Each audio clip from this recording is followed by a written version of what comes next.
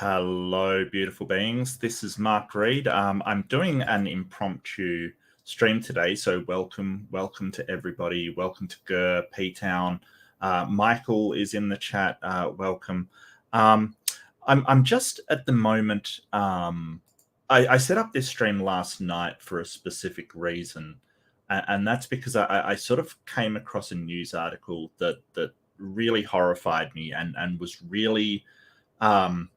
It touched me in places I didn't want to be touched. It was pretty bad. So I'll give sort of a trigger warning right up front for those of you listening. This contains. I mean, I think I was clear in the title. This is pretty horrifying. It's a cautionary tale of faith in things, and this one touched me because it was from Australia, and while reading through it, it was kind of these things we atheists have heard before. All of these things that come in, we've heard before, and sort of heard the arguments and heard the way of thinking that says this kind of stuff. So I'm going to get up the news article that I did come across and go through it. Hello Zach, hello Binge Thinker, hello Caterpillar. I hope you're well. I hope everybody's well. And look, I didn't know whether this was going to be an actual stream or me just ranting into the internet about this, but I've got to get this off my chest because it is so unnecessary and so horrible. It's just anyway, I'll start on and I'll get up the article, and I do want to open the room and hear what people have to say about it, especially theists and people with faith, what they think. So this is the news article that I basically came across last night. This girl is an 8-year-old girl. Now, the young girl was found dead in a Rangeville home in Toowoomba. Toowoomba is part of Queensland, which is the top right part of Australia, the spiky bit on the right-hand side. After her life-saving insulin was allegedly withheld by a group of people who claimed to love her and trusted God to heal her. Yes. I read that right. 14 people stood around. 14, and this is the sort of the case file that I used as the thumbnail. That was all the people. Queensland Police described the investigation as unprecedented and poured resources into the case. A massive task force. Almost 14 members appeared before magistrates' court. They all declined legal representation. So every single one of these 14 people said, no, we don't want to be represented, by a lawyer or something. Why that is? Now, they may think that sort of God is there. They may just not really care. I doubt that. Now, if you're wondering why we don't have pictures of these, it's because there's a legal thing in Australian courts where you can't take photos of people. So that's why it's very strange. It's very archaic. It's very weird, but you're not allowed to take pictures. So instead, artists draw them. I don't know why. I have no idea why this happens in Australia, but that's how it is. So that's the mother, Kerry Elizabeth Stroh. I hope I'm pronounced Stroh. On January 11th, murder. They were charged with murder, torture, and failure to supply the necessities of life. So during the committal hearing, it was revealed she served time for failing to get medical assistance for her child in 2019 and had been released the month before Elizabeth's death. And Elizabeth is the 8-year-old girl. So she had just come out of prison a month before for being convicted of failing to get medical assistance for their daughter. So she did exactly the same thing and just got out of prison a month before. She had been a member of Strue's family. Elizabeth had stopped breathing in 2009, was resuscitated. The doctors were so concerned they thought Elizabeth may, and that's the young girl, may suffer permanent injury such as brain injury. The court heard in a statement, this is in 2019, Mrs. Straw had revealed she knew her daughter's life depended on her being given insulin. Mrs. Straw goes into details about being told by her husband that Elizabeth did not get her insulin, she would die. The magistrate dismissed the torture charge, saying she was not satisfied there was sufficient evidence that failure to provide insulin was done intentionally to inflict pain and suffering on Elizabeth. I don't understand how somebody can withhold insulin from their diabetic daughter, come out of prison a month later, and still be with the daughter. So this is the father. The 50-year-old father, Jason Straw, was committed for trial for a murder. The court was told her cause of death was diabetic ketoacidosis. So that's basically where somebody with diabetes, their body breaks down. Symptoms would have included excessive urination, thirst, abdominal pain, vomiting, weakness, lethargy. Basically they slipped into a coma and then had respiratory failure. Mr. Struth withdrew his young child's insulin on Monday, January the 3rd, and she fell ill on the following day, Friday, January the 7th. So he had not believed in the healing power of God. So he basically in 2019 he understood that he needed to give his daughter insulin right up until August last year. And a week prior to his wife's release from prison in December 2021, he had begun embracing the healing.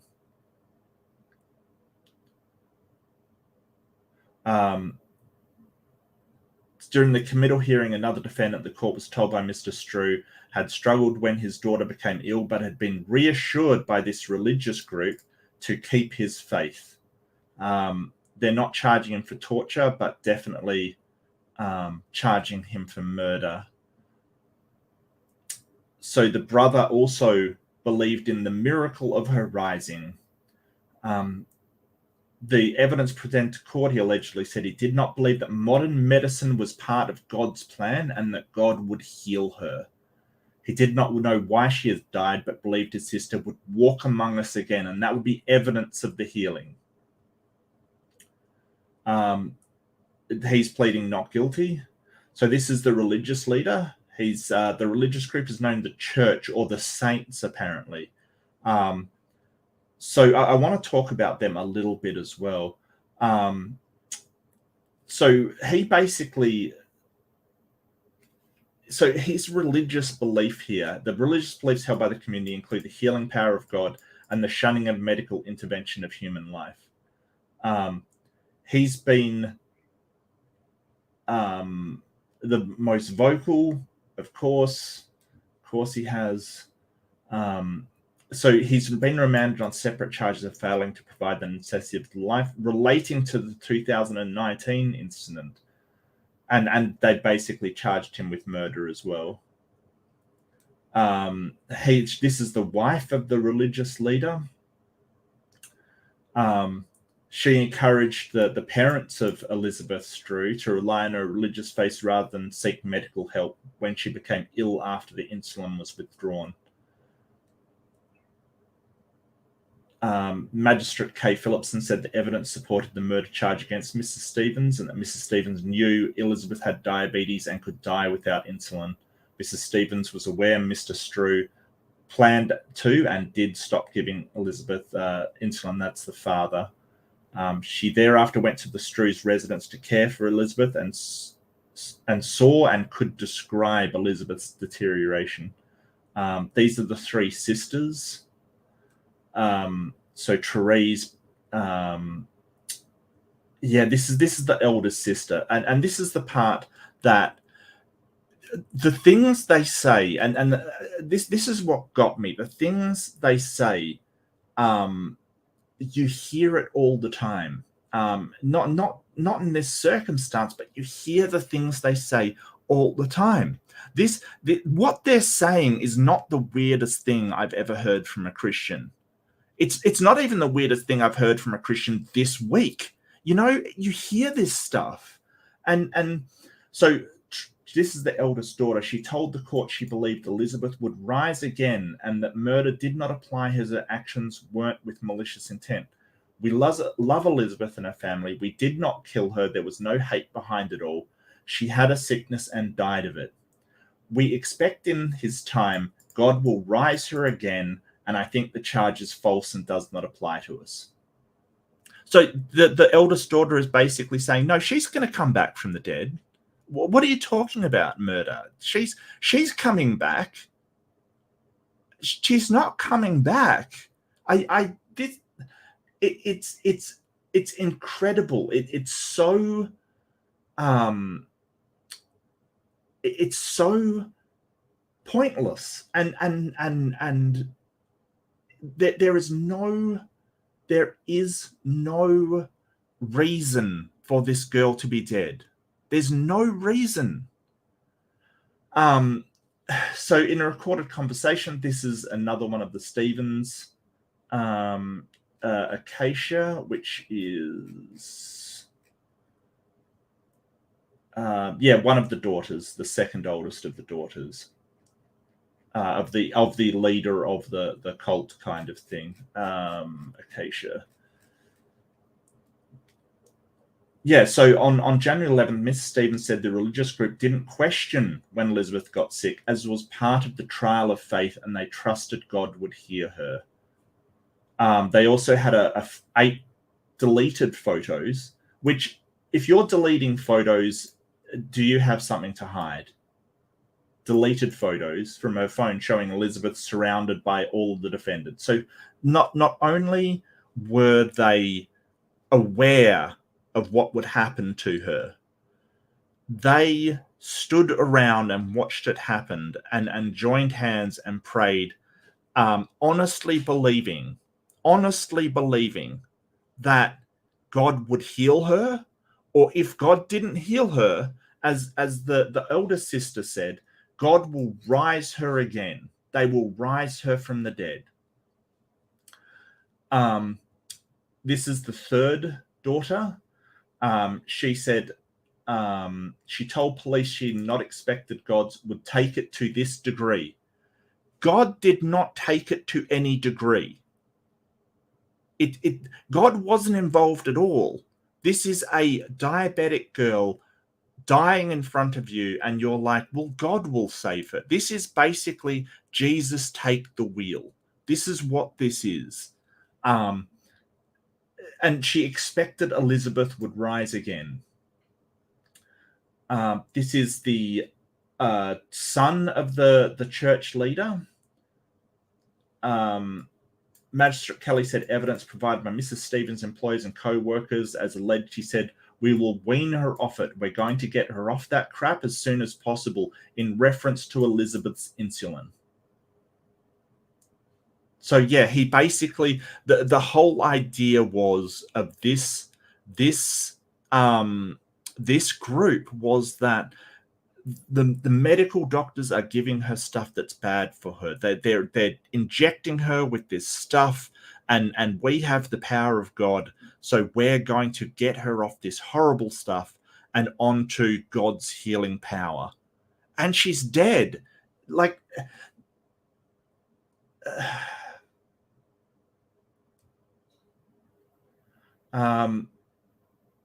yeah, so there's 14 people spread across about 3 families here.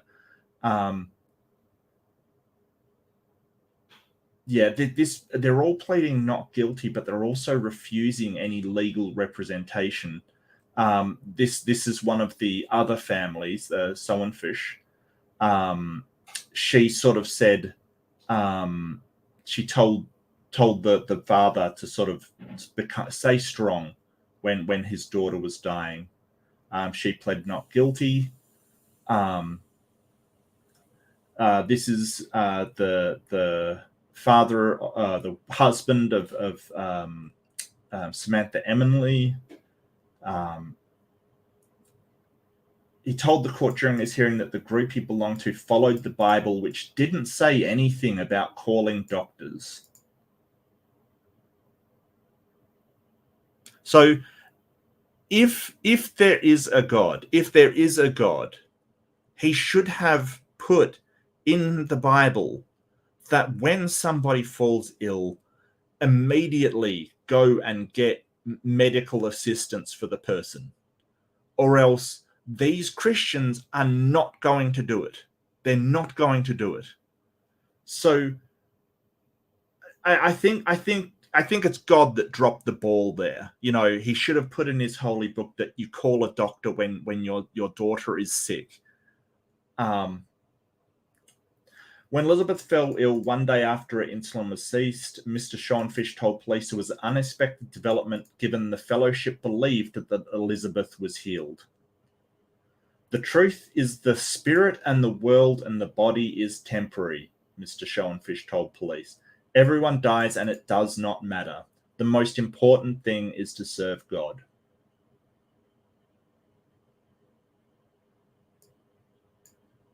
Everyone dies and it does not matter.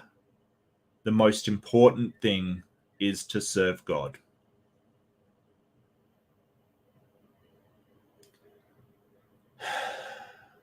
I don't even know where to go with that. It's just you contributed directly to the death of an 8-year-old child, and you're basically saying it doesn't matter because she's in heaven now. Everything's good. That, you know, we served God.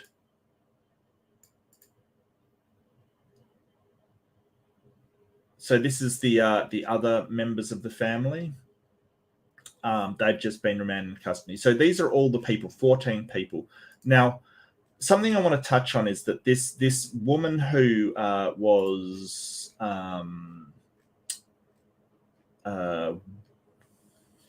this woman, Samantha Emily Schoenfish, she helped care for Elizabeth.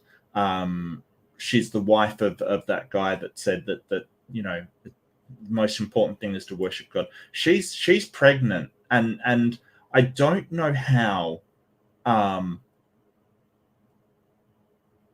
Yeah. So, and I want to mention this because basically, this is Crouch. That's her maiden name.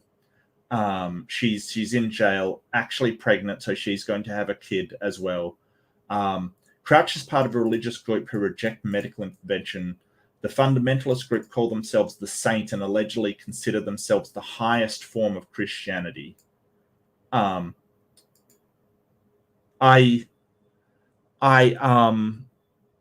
heard this before. I've heard this a lot. I hear it. You know, those people, and I don't want to be mean to everybody. I know that all Christians aren't the same. I know that you know, people are different, but this whole thing of the highest form, I've heard that, you know, the Christians out there saying, hey, these aren't real Christians. I just want to say, yeah, that's what they say about you. That they all say the same thing. They all say, hey, we're the real Christians here. And these people, these saints, these people here, they said exactly the same thing that you hear all the time. We're doing the right thing. It's these other Christians. They sort of left a mainstream church because they felt like, and brace yourself for this, that they were falling into corruption kind of thing, that they weren't doing things properly. And now this child is dead for no reason. No reason.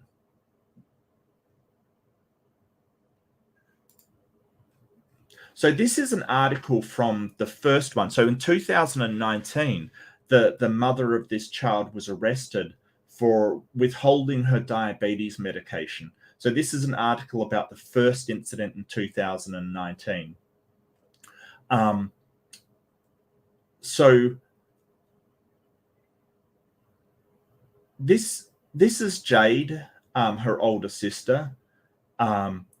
Jade managed to run away from the I'm going to call it a cult. Let's call it what it is. But it wasn't a cult as in it segregated its members from society. It was just a sort of small religious church made up of 2 or 3 families kind of thing. And she got away. So Christmas was no longer celebrated. Medical intervention wasn't allowed. Their one purpose was to serve God. And it says that she struggled for years as she came to terms with her own sexuality. And this is who my heart goes out to. This is the girl's older sister. And my heart goes out to her. It really does. She got away. She was applying for custody of Elizabeth.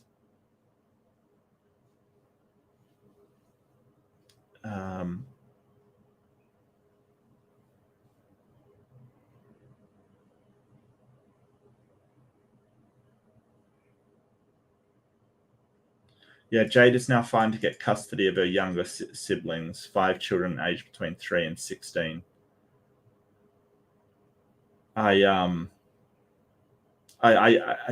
can't imagine what Jade is going through, just to escape from something like that, and then to see them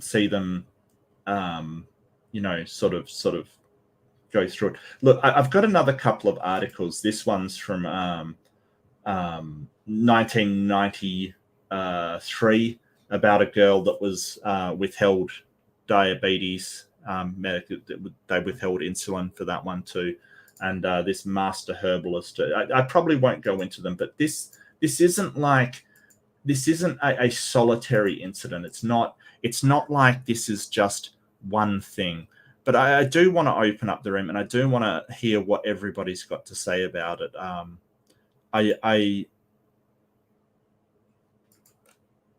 I will post the link, and I will pin it. So come on in if you do want to talk about it. I know that it's pretty heavy stuff, but I had to get it off my chest. I don't know why this has happened. The whole thing is, well, she was arrested in 2019 and then put in jail for negligence, basically with, not giving her daughter her life-saving insulin. 2019. So she gets out in December 2021, and by January she's dead. It's unfathomable. I don't understand how she was managed to stay in something like that. We've got Gurr here, so I'll add him to the stream. Hi, Hello. welcome. How you doing? I'm doing good, but you continue. But I do have some stuff to add to this combo. Yeah, well, I don't understand, except that the father believed that, hey, she needed her insulin, and so she was under the care of her father at the time, and so when her mother was released, she kind of convinced the father, hey, just have faith, she'll be healed, you can take away the medication. Yeah, go ahead. Yeah. No, I just wanted a couple things here. Yeah. This sort of thing makes me wonder, how often do things like this, maybe less severe, or maybe just as severe, happen that don't even get reported? That's only between the doctor and well, I guess there wouldn't be a patient in this case, but yeah, I come from what's called the Word of Faith movement, which is yes, I know I have all the signs and symptoms of, say, diabetes, but I don't have it in the name of Jesus. So they just live in the state of denial, and they keep using these affirmations that I am healed through Jesus. And my dad, he knew he had diabetes, but he kept pushing off going to the doctor because he knew by going to the doctor, this is what I speculate. I think that he knew if he went to the doctor would confirm he does have diabetes, and that would impact his faith. And it would lessen his faith in believing, not in God, but in his healing, that he does not have diabetes. Right. So he'd rather sort of believe a comfortable lie than confront the awkward sort of truth. Yeah. Exactly. I'm just sorry. Just 1 second. I'm just going to bring P-Town in because he's waiting in the back. I do apologize. Just 1 second. No, you're good. It's your stream. Welcome, P-Town. No, I'd love to hear more from you. Good. Hello. Hi, P-Town. How you doing? P-Town? Hey. Welcome aboard. How you doing, Mania? I'm doing all right. You got another example? Yes, a few, but I'll put it to you this way, Mark. If you can give me like maybe 60 seconds, to. Oh yeah, of course. Share the story. Yeah, of course. No, take as much time as you need, buddy. Okay, so thank you for that. I have something called the red meat allergy. And what this means is if I consume any type of product that has beef from cows or pork, like barbecue, that also includes bacon, hamburger, steaks, all that stuff. Sure, yeah. I go into anaphylaxis where I can't breathe. I get extremely bad hay fever, so I can't breathe through my nose. My throat closes up. I get hives all over my body. My eyes turn as red as as red as a tomato, in all honesty. And that sucks. Yes, this developed when I was either 13 or 14. And one day, during this time, years later, I started to really, really try to restore my faith in God. I was still not an atheist by any stretch of the imagination. If anything, it was the exact opposite. So I started to listen to faith healers on audio, and I would read books about miracles happening. And, God wants to heal everyone. If you want to be healed, just reach out to God and have faith, and he'll heal you. And of course, that's the background of my religious upbringing anyway. Yes. And so I finally decided one day,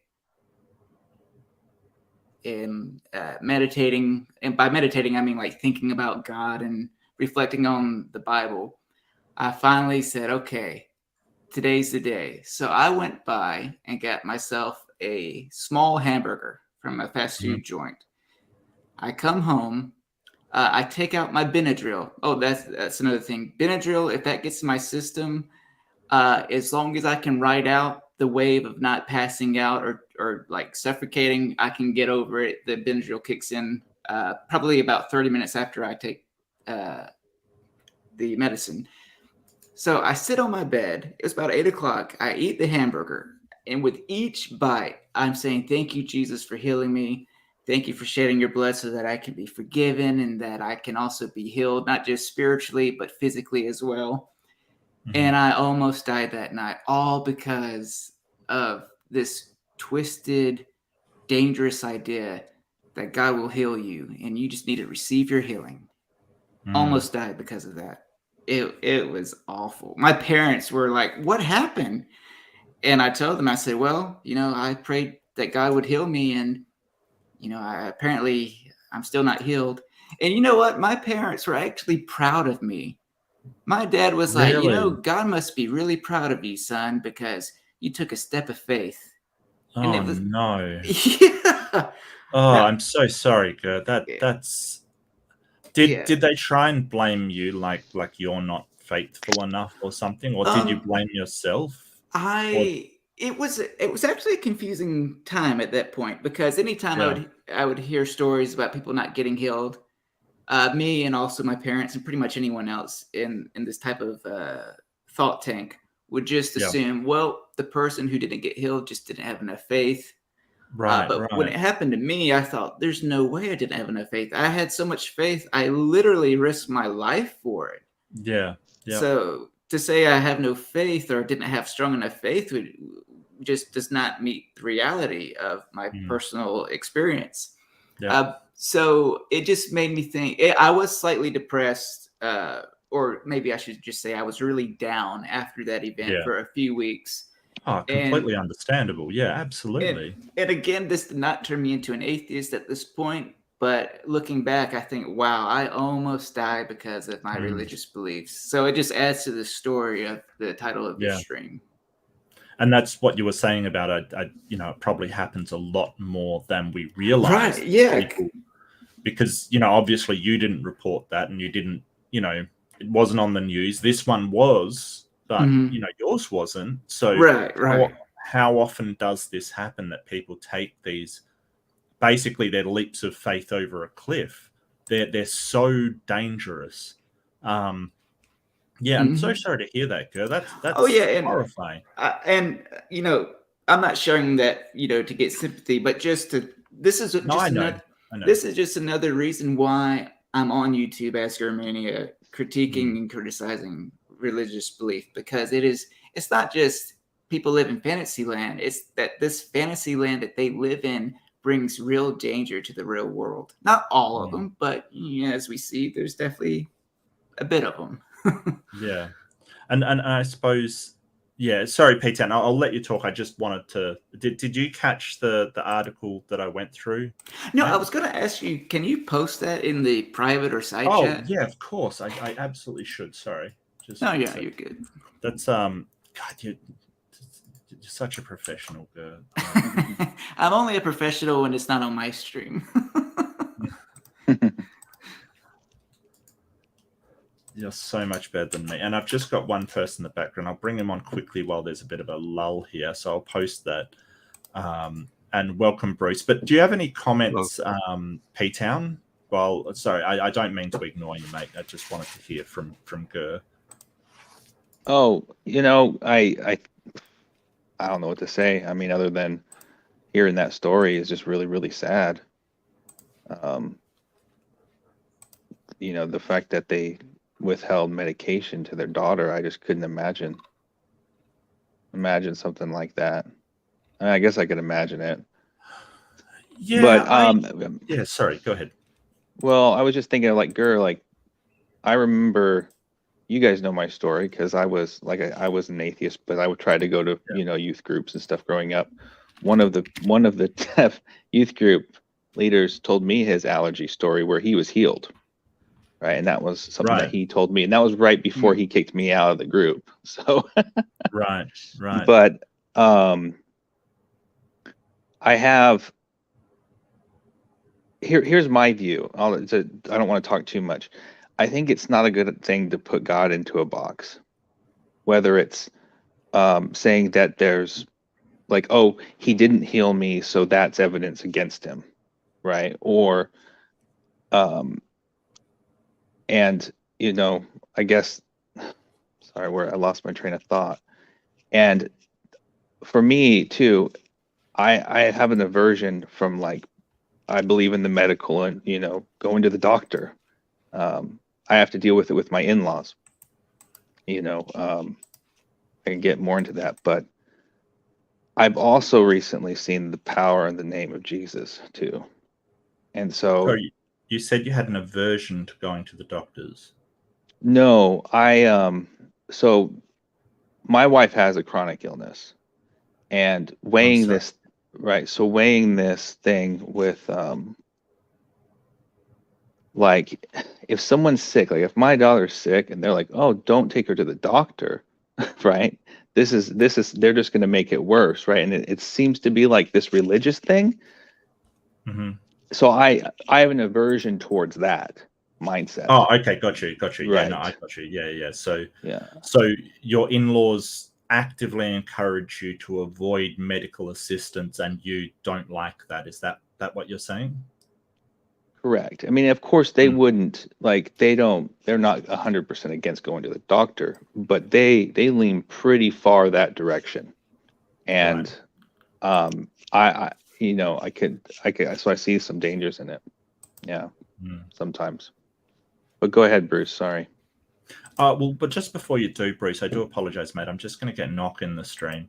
He's waiting backstage. So welcome, Knock. Hey, how are you doing? Yeah, I'll just hear from Bruce. It's good to see you, mate. But we'll hear from Bruce, and then you can sort of say something as you come in.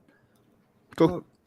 Yeah, just should I go first or you Knock first? Did you say? Yeah, no, go, Bruce. You're here okay. first, mate. I'm going at a first come, I just first say served hello, Knock. basis. No, I felt bad for what Gurr, listen to what Gurr was saying, and I didn't get caught up in anything quite like that, but I was in a situation where I had issues when I was younger with taking large amounts of Valium and other things, and suggested I should throw it out, and well, anyhow, that didn't go well, Right. and it was lack of faith, apparently. So a lack of faith that you had to take Valium, or that you didn't just rely on. Well, I guess it's really odd. Okay. And it's been going through my head a lot lately, the last couple of days, especially with something I found on YouTube recently, a new kind of preaching guy here online. But anyhow, back then it was a lack of faith that you weren't healed, let's say, right? Right. And you went through withdrawal and hellacious withdrawal and had to go to the hospital, all that fun stuff, Yeah. And at any rate, but there's a new guy, he's pushing the idea that if you submitted properly, then you wouldn't go through the withdrawal. And it's just sad to watch people fall into this crap. It can really screw somebody's life up. And this guy will go, it's a shame. It's a shame to see people fall into that kind of thing, and especially if you've been there, you realize it's dangerous. I'm sorry I had to go through that, or end their life, as we saw in this case, which is horrifying. Yeah. Sorry, did you have something to add, mate? I'm welcome to the stream. Well, yeah. So I haven't caught much of what you guys have been talking about. I was in another stream and we were having a pretty great conversation. This is a much better stream. I had the I had your side chat open, but I couldn't hear it. But I heard, I've heard a little bit. And I've been on YouTube for a while now, and I've covered a lot of things. I've covered particular cults that where they kind of prey off of people's faith, right? Like, so people, normal, I call them like normal Christians. They'll be going to church every day, and they have this feeling inside of them that they're not living up to the tenets in the correct way. And then there's these groups out there that feed off of people like that. The Cult of Wells down in Texas is one of them. And I did this story I called it The Indoctrination of Catherine Grove. It's one of my most watched videos ever. And this was a person who she felt like she wasn't doing Christianity right. She found this group online. One day she just disappeared from her home. Her parents thought she was kidnapped or something. Spent years trying to find her before they finally found her down in Texas with this group called the Cult of Wells. Now, it became this huge national story, and they ended up putting her on camera, and she's so heavily drugged. And that's one of the things that they say about these groups is that they'll lure you in with professions of helping you achieve faith. But then they'll spike your water with something and they'll drug you, and then they'll love bomb you, and you're now in this cult. And you could tell, like, she was so heavily drugged. I did a story on the tribes, the 7 tribes, and we actually have one right in the town over from me. And when I originally did the story on it, I did all the research and I made my edited video.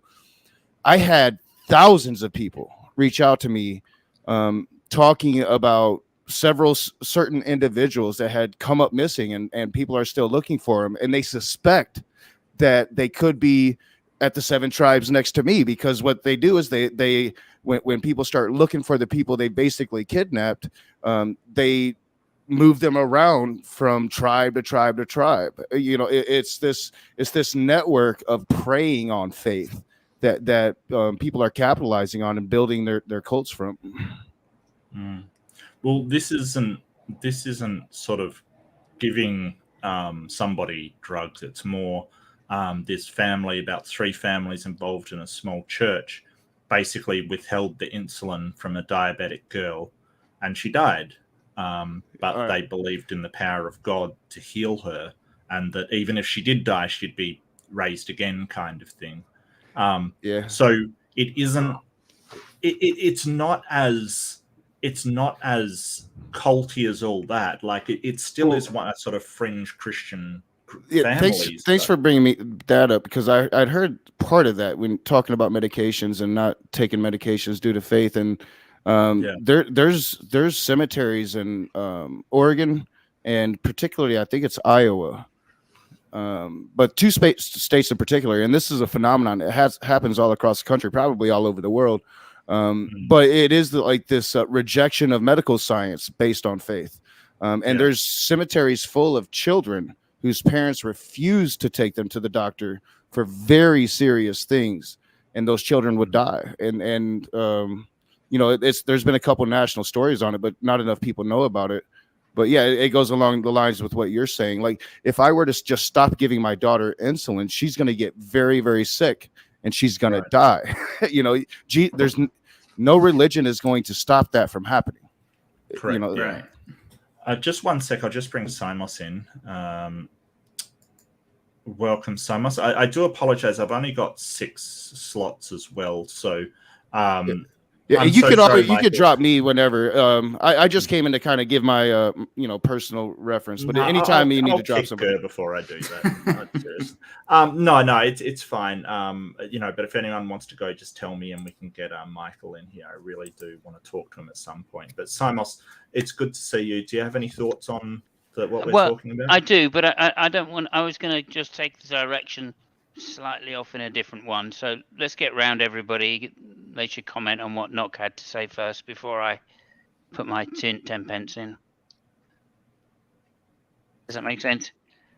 Yeah, I think. I mean, I was going to expand it, because obviously we're talking about a very particular type of faith. Yeah. And so I was just going to expand it to the wider population. One gentleman said this doesn't necessarily mean God doesn't exist, and I was just going to address that issue, which is a slightly different issue. So I don't want to derail from the import of what you're saying and these examples that you're giving. I'm sort of watching a similar thing going on right now, and watching people fall into it on YouTube. That's why I was hoping, if you stay on the same subject, if I could get your guys' opinions on it. Yeah, sure.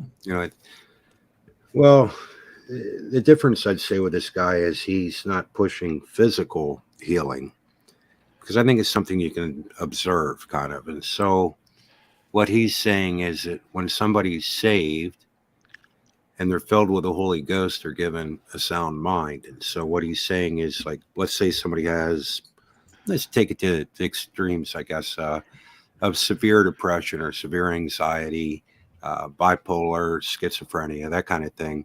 What he's saying is that they would be cured, and they wouldn't need medication or anything like that, any kind of programs. He applies the same kind of thinking towards alcoholism or drug use, which is kind of what caught my attention with what I went through, where there it was faith. What this guy's saying is that if you submitted properly to God and you truly submitted, then he would heal you, and you wouldn't go through alcohol or drug withdrawal.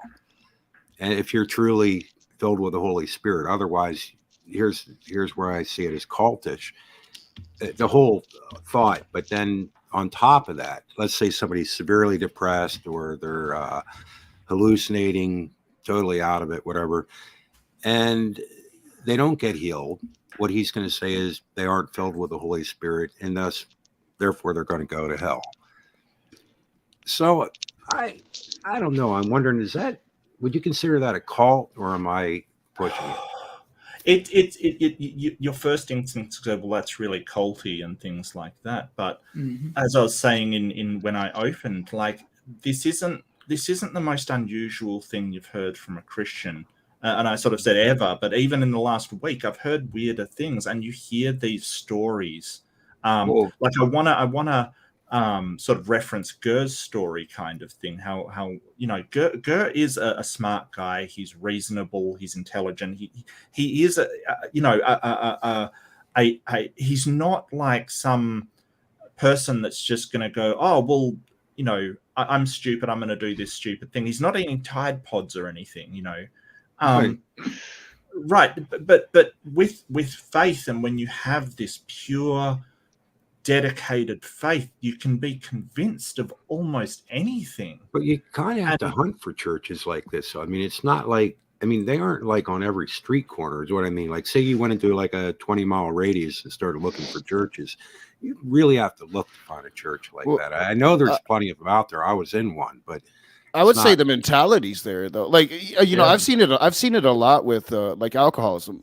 My mother was a bad alcoholic, and periodically through her life she would try to utilize church to stop being an alcoholic. But at the end of her life, she had done good. She had done 2 years. She was going to church. She gave all glory to God, right?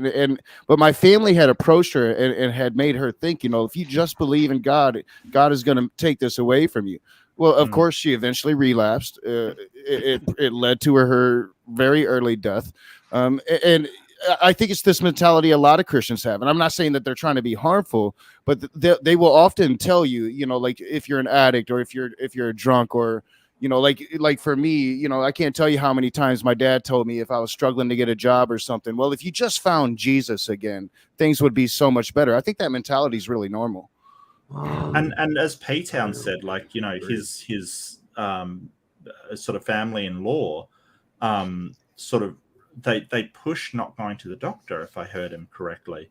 That kind of mentality of, well, if you're strong in the faith, you'll heal, is prevalent out there. That is a thing that's out there. I don't think it's prevalent. Well, I mean, like it's not with the example I brought up was with my wife's condition, her chronic illness, but there's the cost benefit analysis of going on medication and not, and the side effects, and it was, it's a combination. It was still a decision making process, and I do believe that there's a measure of faith that you take with you in making that decision.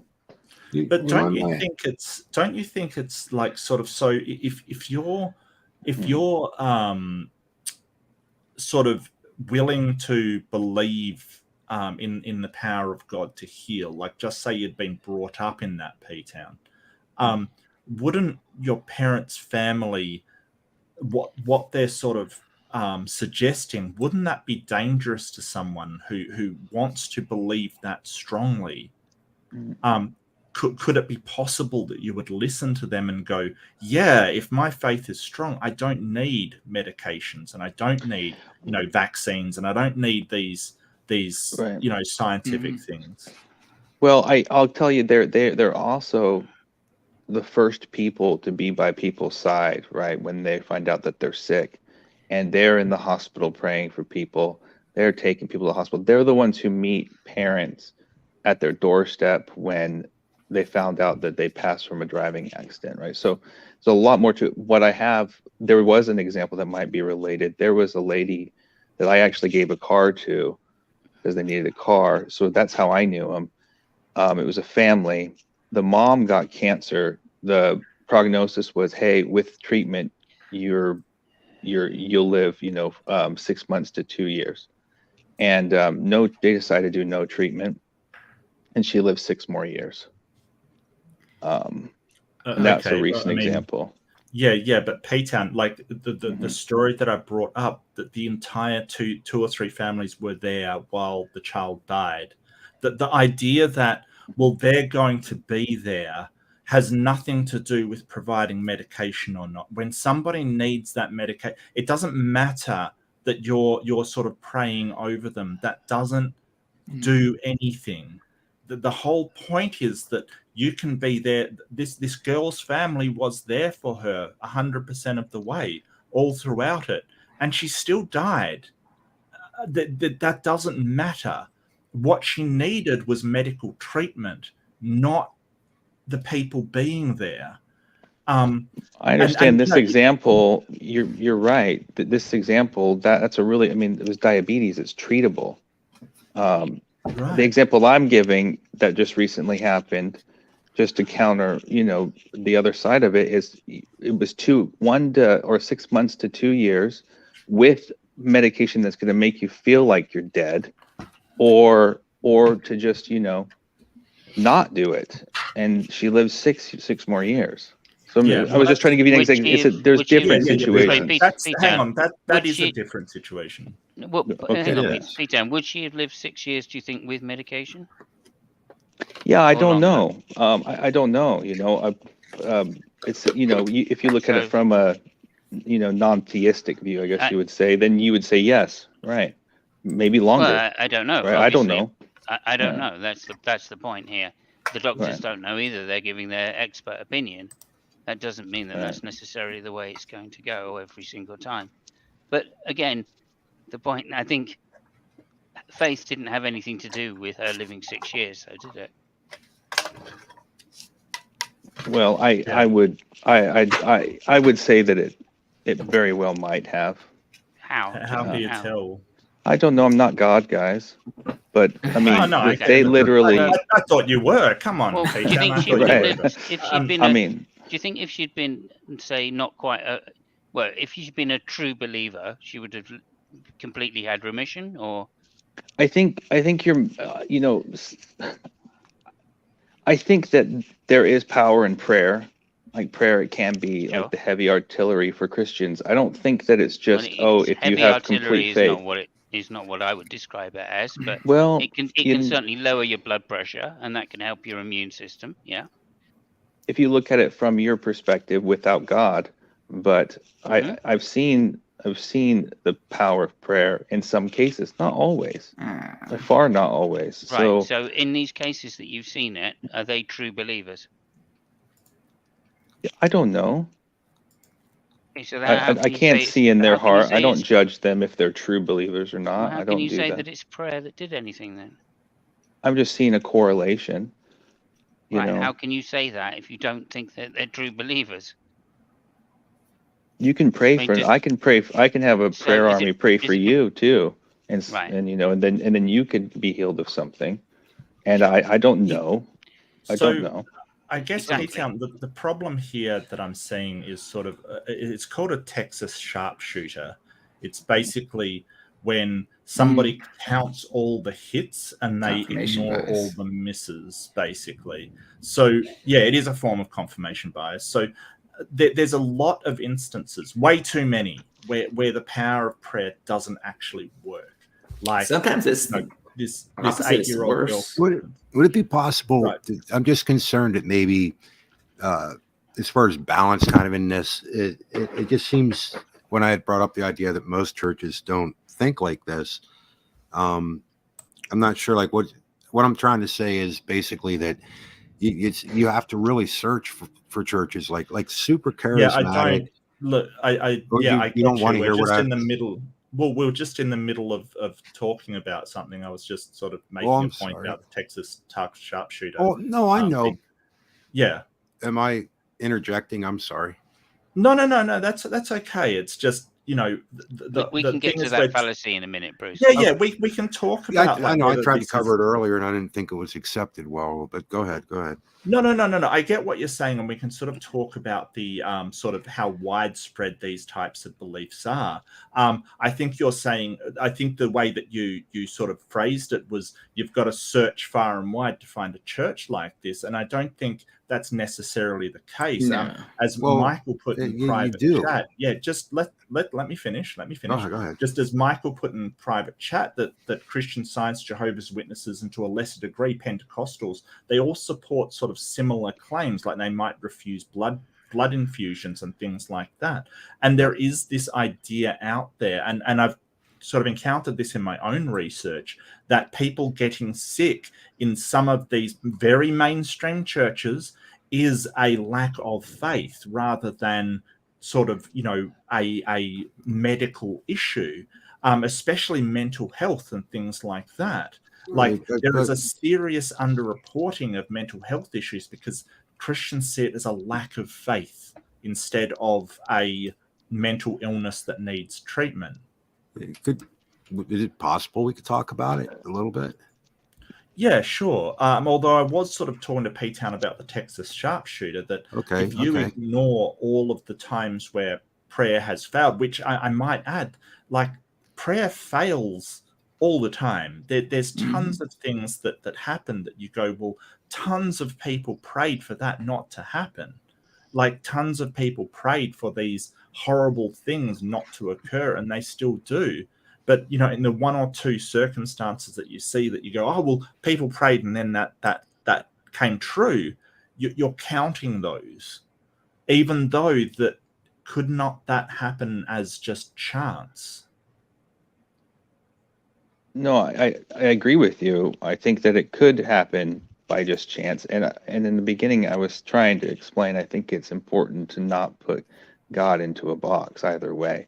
And here, this is why I mentioned it's coming from being an atheist. I had the same view as you. It would make me really, really mad if someone were to withhold their child from going to the doctor or making the decision not to follow their advice. It's pretty much illegal in the United States, by the way, to do that.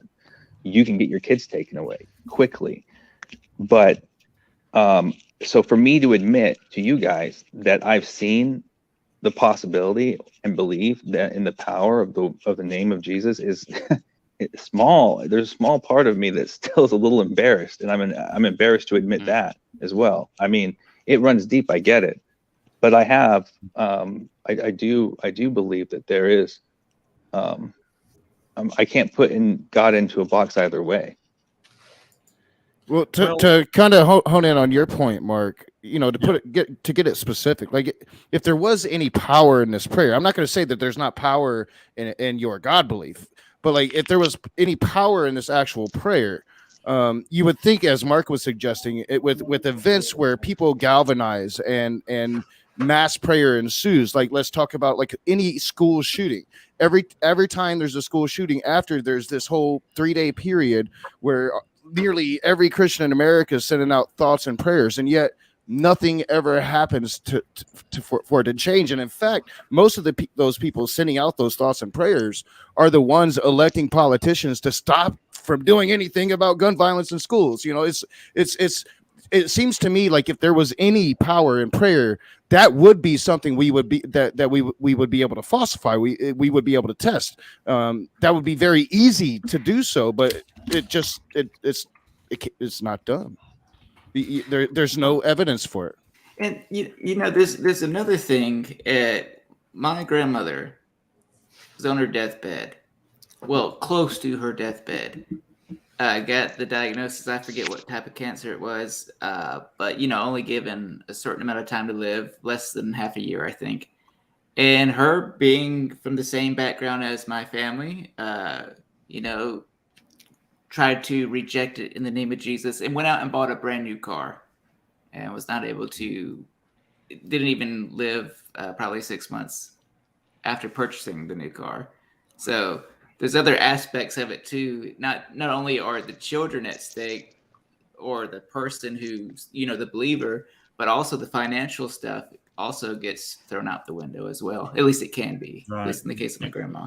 Yeah. Okay, well, this is probably a good time to spread it slightly wider, because, we're talking about the most serious end, if you like, of this belief or faith belief. And there's two issues I have, which spread it out a little. Firstly, it's that, you're talking about what I consider to be the tip of an iceberg. And underneath the water, there's such things as science denial in evolution. And this is where I wanted to tie it in, because, of course, evolution, nothing in biology makes sense without or accepts through the light of evolution. Right. So when a lot of Christians, and we are talking about a lot in America, say that evolution is false, okay, they're also then really tantamount to one stage away from denying medication to those that think that it relies on that. And there is a close connection. Yeah, and I want to I would piggyback off I that. would strongly disagree. Well, I want to piggyback off that we do see the anti-vax crowd and the religious crowd have a, if you made a Venn diagram of them, there would be a massive overlap there. The people that are pushing against things like vaccines are the religious people. Mm-hmm. That is a good point, Mark. I'm sorry. Go ahead, Bruce. No, I was going to say, let me know if you feel you'd want to talk about that when you're done here with a bit. Go ahead. I think are we not supposed to talk about that, the vaccine stuff on YouTube? It stems from the denial of evolution, right? As far as churches, science, and how common this actually is within churches in general. That's Simos, did you see there was a time when I think Mark and I talked about this, and I gave the example of, what was it, Mark? Samoes, the guy who is attributed with in some way, shape, or form discovering germs. Played a role in it. Yeah. Well, I mean, we had that conversation about that, but apparently the guy didn't suggest it for religious reasons. I don't know who told you that, but that's not correct. So that's 100% wrong. So I don't know where you got. No, he didn't, but he was discriminated against because he was religious, because the way that he presented it. No, it had nothing to do with religion. I doubt that. It had nothing to do with religion at all. Like I've looked it up and looked into it, and I could not find the link to religion anywhere. I think someone has just told you that. I'll bring it back to Simos Funk, though. There are peer-reviewed studies out there where they have measured the benefits of prayer. And it's hard to get those published in the correct journals just because considering God these days is not considered science. That's unfortunate, because if they did do the studies and they did them properly, I do believe that they would see the truth in prayer and the power of Jesus. I think I've already given you the reason as to why something like that may have a very small effect. Well, okay, so let's be clear on what we're saying here, because there is no religious persecution in science. It doesn't happen, isn't a thing. You can be as religious as you want and still do science, but there is a framework that you've got to adhere by in methodological naturalism.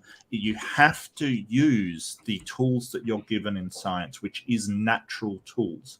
You cannot reference supernatural things. And there has been studies done on prayer, right? Totally understandable. Studies done on prayer that says, hey, there may be a mental benefit for believing in God or believing you're going to heaven or praying kind of thing. There's no actual tangible real world benefit that they found. None whatsoever. And the flip side comes where there's actually studies like, for instance, the one highest predictor of mental health problems in young people is whether they believe in demons. That's the number one predictor. If somebody believes in demons, that will predict their mental health problems more than any other metric out there. It's probably because they probably are demons. I mean, that's the other side of it. They probably are demons. That's the other side. I'm just saying there's a correlation. I agree with you. I agree with you on the correlation. We have a different view on the possible outcomes. What method could you possibly have that would describe demons as being a good explanation for mental illness? What method would you have to suggest that it's not? Well, I would appeal to the experts. It's still, we're looking at the same thing, and we're considering the possibility outcomes for both. I'm not saying it's for everyone. That's not how science works. If you're going to make it so science has to affirm to naturalism, then we agree on this.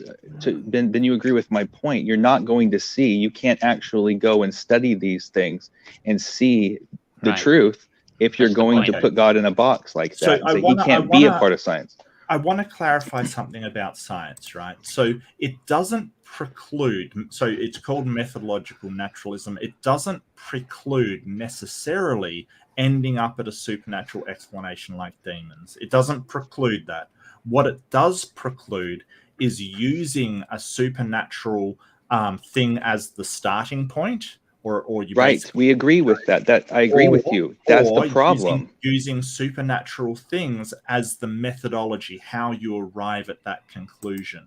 So you have, and the reason why is because if you're going to allow demons into science, you also have to allow the tooth fairy and leprechauns and you know, the great garbanzo in the forest, and you have to, you know, allow the juju on top of the mountain to be able to do these things. The way that you're describing, sort of, we ought to allow these supernatural things into science. There is no end, like literally infinite amount of supernatural things I could postulate that is causing mental illness. And the entire thing just breaks down. And you have to throw out empirical evidence because it can always be messed with by supernatural entities. Correct.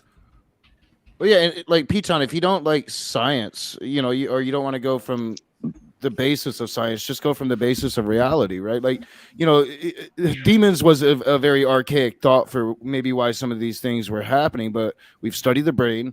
You know, certain medications alleviate certain things. You know, like do the demons do the medications, you know, make the demons go away? Like, it doesn't. Like, you can just live in the reality and see that, you know, medical science has much better explanations now than the explanations that we had in the past.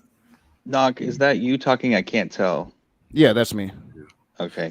For some reason, my StreamYard icon went away, and so I started using this. You sound probably better than everybody, but yeah, I couldn't tell. Look, I just experienced something with my mom. My mom has schizophrenia. Okay. I do. There's certain characteristics that are described in the Bible of demons, and with my experience being around a lot of very mentally ill people, I do see a correlation between the Bible describes and that, and that's just my scientific approach to it. Do you think mental illness existed? Hang on a minute. Do you think mental illness existed when the Bible was written? Yeah, and I just asserted like that was kind of like their explanation for it, so it's going to make it into their text. This is a pretty much, yeah. If you think that mental illness existed when these people were writing these books, then for sure that you can't exclude the possibility that they're just referring to mental conditions, natural mental conditions. And again, the real point, or the point I believe, is that you have no evidence for the supernatural, right? And until there is such evidence, then it's fallacious reasoning to try and excuse or describe things which are you don't understand. I don't understand. I'm not an expert. You're not an expert. I personally witnessed evidence for it. I don't have it. I can't demonstrate to you, but I have personally witnessed it. Yeah, sure. But you understand that is the very. Go ahead. Good question. Well, besides P-Town, what was the evidence? Could I talk with you at P-Town by chance? I don't want to have talk for too long. Well, could I talk with you by chance? Well, I don't mean specifics. Well, just a sec, Bruce. I really want to know, like, not specifics, but was the evidence, you know, her behavior or her, you know, did you see this demon? Did you feel this demon? I want to know. So there's a thing about demons too, right? Where they're really tricky. So like they're going to try to convince you that they're not there. It's okay. I'm trying to set the foundation. Okay? I get how crazy this sounds. I get it. Okay. It's pretty crazy. And they're just very anti-Bible, anti-Jesus, but they can't. It's agonizing for them when you command them to do things in the name of Jesus. Okay. Some of the things that I witnessed, my mom, her face wasn't wrinkly anymore, like not tired at all. I saw it in her eyes. I witnessed her speaking different languages, talking about things that I know that she doesn't have any clue. about, doesn't have knowledge of. When I was casting out this demon or these demons, You performed an the exorcism. lights were flickering, the doorbell was ringing. But here's the catch, though: you can always somehow, these little buggers, you can always find a way to have a natural explanation away. So I do continually question. So there's a balance between mental illness and demons, and I'm just impartial to it. Like I don't know for sure, but this is what I've witnessed. People like, it's the truth, you know. What's that? Did medications help or not? Yeah, so my mom's probably been on a lot of things over the years. Now that she's been on medications for a long time, they're starting to kind of not work as well. But yeah. Okay, well, it is a very difficult disorder. I was just wondering, though. You often do see people that are schizophrenic and such, and medications do help at times, and that's a reality, and you can observe that. Right. Yeah. So I mean, I think for the most part, it's like when I was doing that, guys, because I'm not the most spiritual person. I mean, it was kind of a weird thing for me to try, but it was to a point where I got nothing to lose, you know. And those are things that happened. So yeah. Did you just repeat what happened again? I couldn't. What happened? Sorry. Are you talking about with the lights flickering and the doorbell ringing? Right. Okay. That part? If you think there's evidence, yeah. Okay. Well, so I think that they'll try and distract you, because when I was in the middle of doing it, they'll try and distract you away from it. I'm guessing, I don't know, but there's just some weird things that just never happen. They just don't happen, right? Well, yeah, they do. I mean, definitely doorbells ring and. Right. Okay, I get it. I mean. Yeah, like I said, you can have a natural explanation for it, but they have this, but well, the eventually point is it's more likely to be a natural explanation because those things happen all the time, naturally. Well, unless you lived there for years and then you know that no one actually comes to visit and rings the doorbell, right? I mean, it just doesn't happen. And then it happens right in that moment, and then you have someone goes to check the door and there's no one there except for some kids way down the street. You can only assume that they were just playing, ring the doorbell and run away. Why would a demon knock on the door? Ring the doorbell? Quite a lot as well. I don't know. I guess to distract. Where's your mom in her faith now? Out of curiosity, where's she? My mom's not religious. She still battles these demons. She believes that, like, I mean, you know, she's gone as far as thinking the gas station clerk was God, but for the most part, she's spiritual, very anti-Jesus in the Bible. Like, believes that the devil or someone writes the Bible. Yeah, do you talk with her? She lives far away right now. I talked to her, but I haven't. Yeah, I mean, have you talked to her a lot about it lately? I mean, have you expressed you love her and that? Oh yeah, of course. And oh yeah, my mom and I try to call her every day. Oh wow, okay, yeah, okay. I talk to her every day. Glad to hear it. P-Town and Mark, if this is too off topic, no sweat. We don't have to proceed with it. But P-Town, assuming what you said is true, which I don't believe it whatsoever, but let's just say that it is. How is it that God's creation, like God's beloved humans, how is it that they can become possessed? What happens there? Do they not have free will? Because I thought if people have free will, then why are demons influencing it by people? I just want to disclose that this topic is probably the last topic that I would ever want to talk about. Honestly, it's kind of embarrassing, but I'll try to answer your question. Typically, a person who has a demon is going to have a personality similar to my mom. You have to invite him in. How does one typically inviting him in? So my mom sold her soul to the devil at 13. Just one second. And then vampires. Hold it. If you've got Bree in the back, does anybody want to leave for Bree to come in? Yeah, I can bounce. I can leave a bit. Is it possible? Actually, before I'm I wondering leave, if I can upgrade the account I'm on without actually closing the account, which I'm not 100% sure I can do, but I could leave now though, but that's a good question. Would it be possible to still talk about like the majority of churches and what their beliefs are compared to some of the other fringe churches, or would you rather not discuss that? Well, no, I'm fine discussing it. I just, I mean, P-Town's not in a fringe church. Is that right, P-Town? You're pretty. I don't agree. I don't agree. At least his beliefs aren't there. And I'm just trying to say, if we look at the majority of churches, do you mind if I just say it instead of trying to discuss it? Yeah. Go for it. Okay, so I look at the majority of mainline churches, and a lot of people would say, well, they're dead. But nevertheless, most mainline churches do not think like this. I know that. I would agree, Everybody. Bruce. I would agree. Yeah, The we all majority know of that. hang on. Right. Majority of Christians in the world, 100% the majority of Christians do not believe in these things. They do believe in things which are spiritual, like transubstantiation and that kind of thing. But they do believe in evolution. They do believe in science. Yes. They believe in medicine. Right. And that's the majority. So we are talking about a minority when it comes to, but it is a large minority. Right. And so, Yes. Right? So it's not some just, things. There seem to be a whole fringe of Protestant beliefs which don't want to give up on the Catholic kind of traditional side of things. And they are literalists. They're literalists. I would maintain, Simon, that in America, if it's not half, it's a majority in America.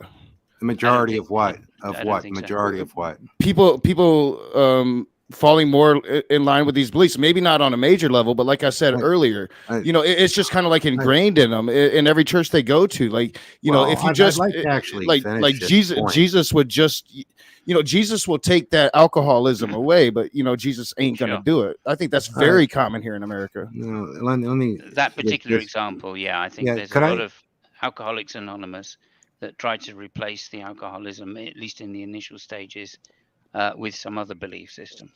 Well, and the point is that they have get-togethers and people continue in it for a reason to try to, deal with it and stay off it. But anyhow, I'll try to make it short.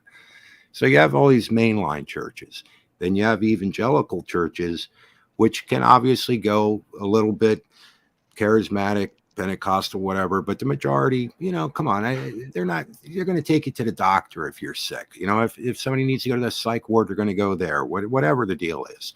That's where they're going to go. And they're going to obviously believe in doctors. And of course, they're going to pray. I mean, all these churches, but evangelicals are going to pray more and have hope God will heal a person. But of course, they're going to take them to the doctor. And you do get into the name it and claim it kind of thinking still, and the Pentecostal, charismatic, holiness, whatever, but they're usually extremes. Even within them, most people obviously go to a doctor, and it's the fringe groups. Even when I've been part of it, we looked at it as they were big fringe kind of extremists that wouldn't go to a doctor. On that level, like not going to the doctor at all, I totally agree. It's a vast minority. Or testing to see what happens if you don't take your diabetic medication. These people are nuts, and you could go up and down the street you drive for miles banging on church doors asking to talk with the pastors and ask them these questions. So to try to put this into the majority of Christianity, I'm just saying, or even half and half, this is not true. A number of us went to more radical churches for some reason. We fell into it, and yes, we got those teachings. But any one of us should know by now that you could have gone to many other churches who radically disagreed with them. Radically disagreed. Well, I get what you're saying, Bruce, and I want to make clear. I don't think that the people that believe this are in the majority, or it's not like the overwhelming majority of Christians believe in the same things you or I do, especially the Catholics. They seem to be more progressive. Absolutely, they do. They're just normal people, but there is this underlying and like I believe sort of what Simos said, that it's a large minority. So not like if we're talking percentages, I would say that it's higher than 5 or 10% kind of thing. I would say probably about 20% of Christianity has either, and I'm not saying that they would withhold medication from somebody that needed it, but what I'm saying is they have beliefs that are like demons instead of mental illness, is like reject the vaccine because it's bad for your you see crossovers. Health. Well, no, I yeah. think that, Well, I'm no, just saying what I let's- think and what I see, because I see a lot of these conversations happening, and maybe that's because I'm on YouTube and I do I think encounter. YouTube's These nuts. people. I ain't trying to be ignorant, but it is. He's got a lot of radical people Yeah, on you do YouTube. have Man. a point. You do have a point. I'm but- quite radical.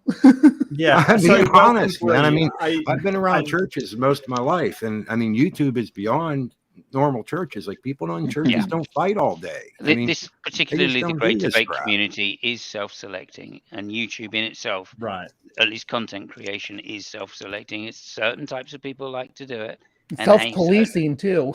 certain well, that's another thing. But certain types of people want to be in this community because they feel they've got XYZ to say and they disagree with the mainstream, and that's why they're not happy in the mainstream, so they come on Yeah. places like this to talk about it. And I fully understand that, Bruce, but my point is that even if this is a minority, the problem is it gets expanded, right? Maybe to lesser degrees, but it's a symptom. It's a You're symptom right. of faith. I agree. And I agree with that. That's an issue. So when someone it. says, yeah, but I think there's something to it, but I don't know what it is, but I've had personal experience, all right? That's the kind of fallacious thinking that gets people down this road.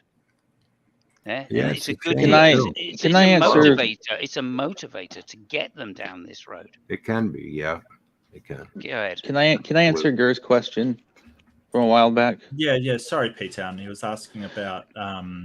Gur, I yeah. don't know. I don't know where there.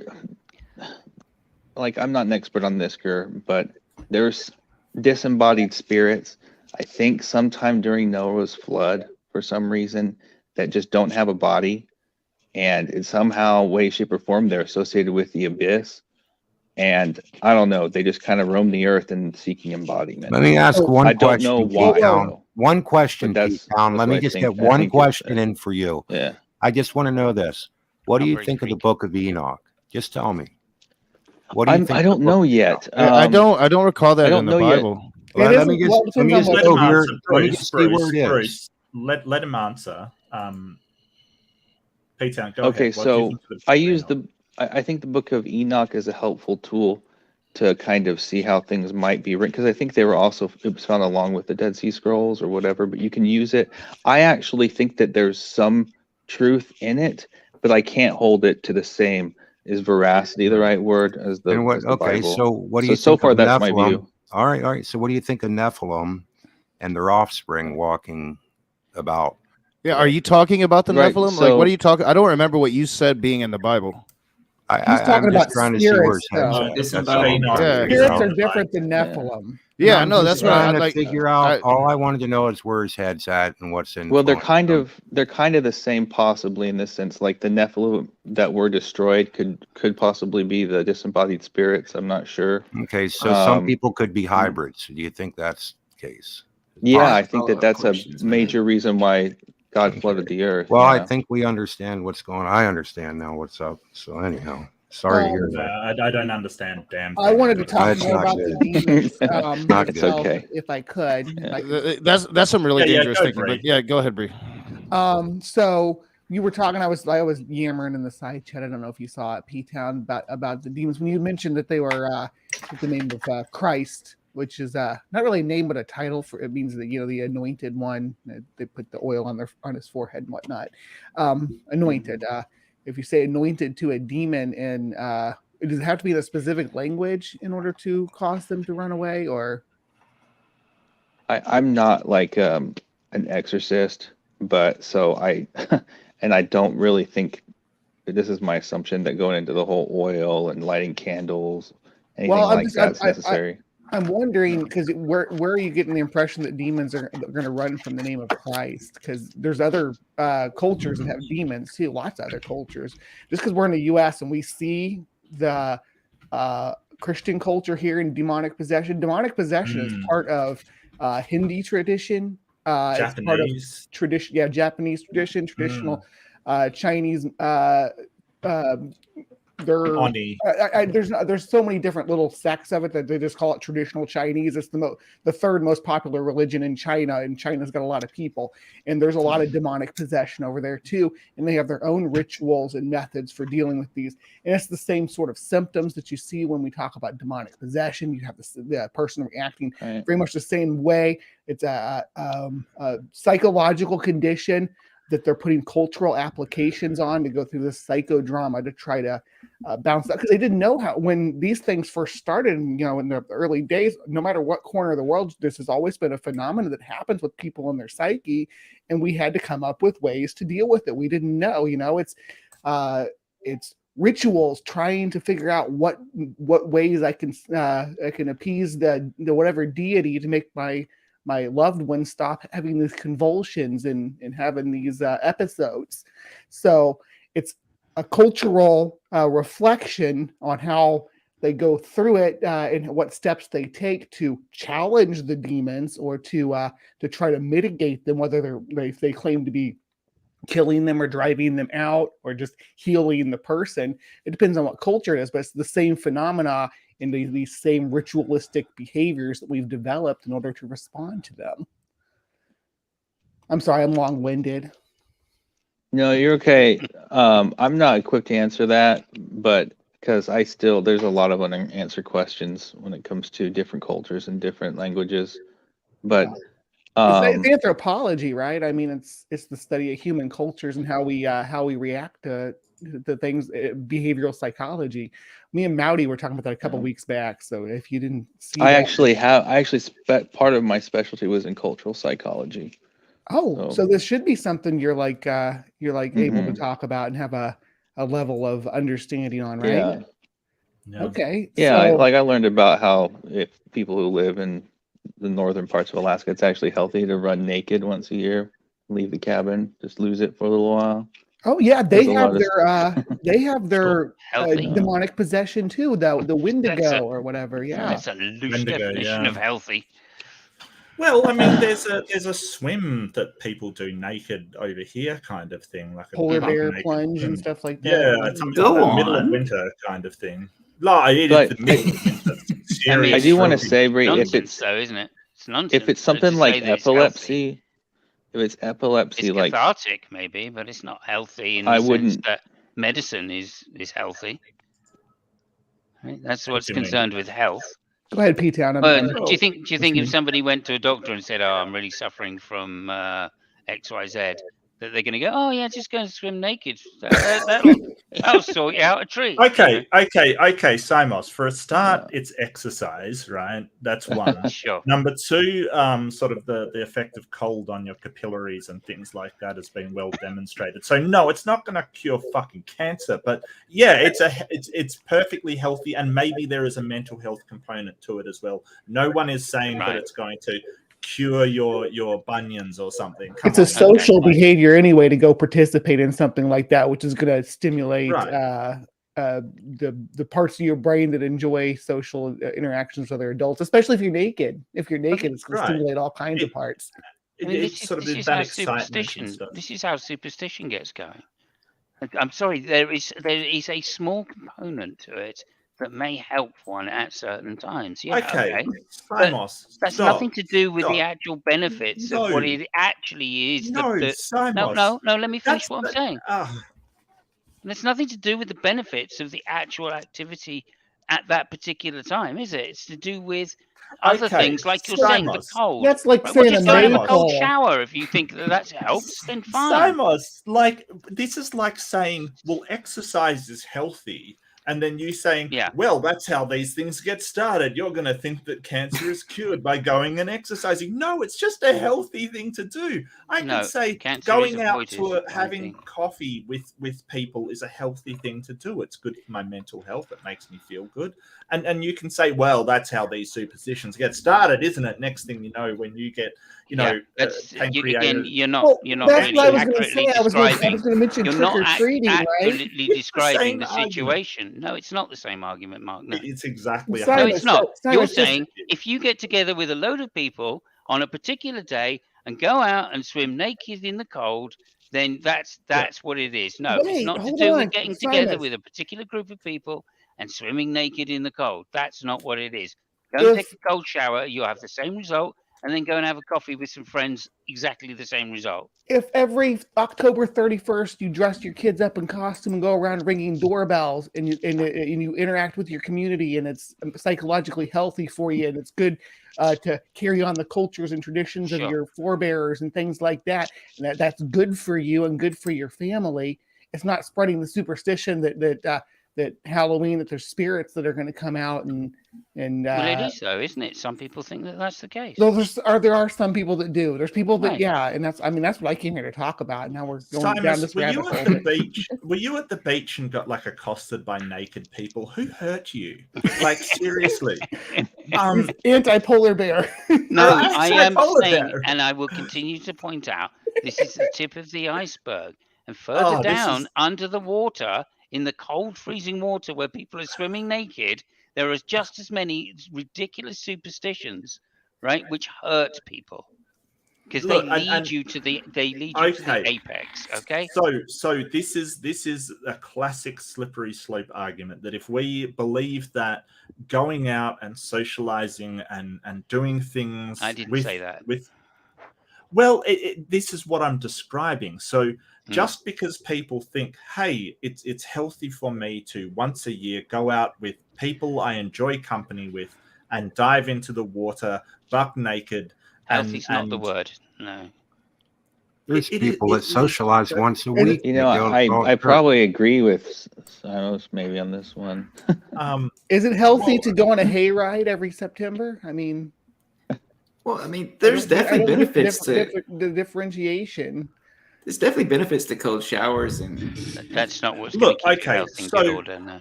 So I've done like midnight swims. Like when I was younger, much younger, I used to be a volunteer surf lifesaver, and I've done midnight swims in buck naked, and it's fine. It's fun. It's I'm not saying it's bad. I'm not saying it's bad for you. He's talking about superstitions. You seem to be saying that. Oh yeah, because you think it's bad. No, I don't think it's bad. It's perfectly okay for you to go and do that. If you enjoy it, that's fine. Yeah. But none of the people doing that are under the delusion that it's somehow going to avert medical issues. Like any more than you think that, exercising is going to avert, these medical issues. No, not really. Yeah. I mean, exercise will avert a lot of medical issues. Yeah. So do you think it's detrimental though, Simus, is the question? No. Okay. There's people that think going to a swim lodge or something to do that too. Don't describe these social events which people in tradition have associated with superstition, right? To being healthy. Those are two words that I don't put together, right? And I'm firm about that. And if you think that it's because somebody touched me, okay, but it's not, right? I'm against superstition.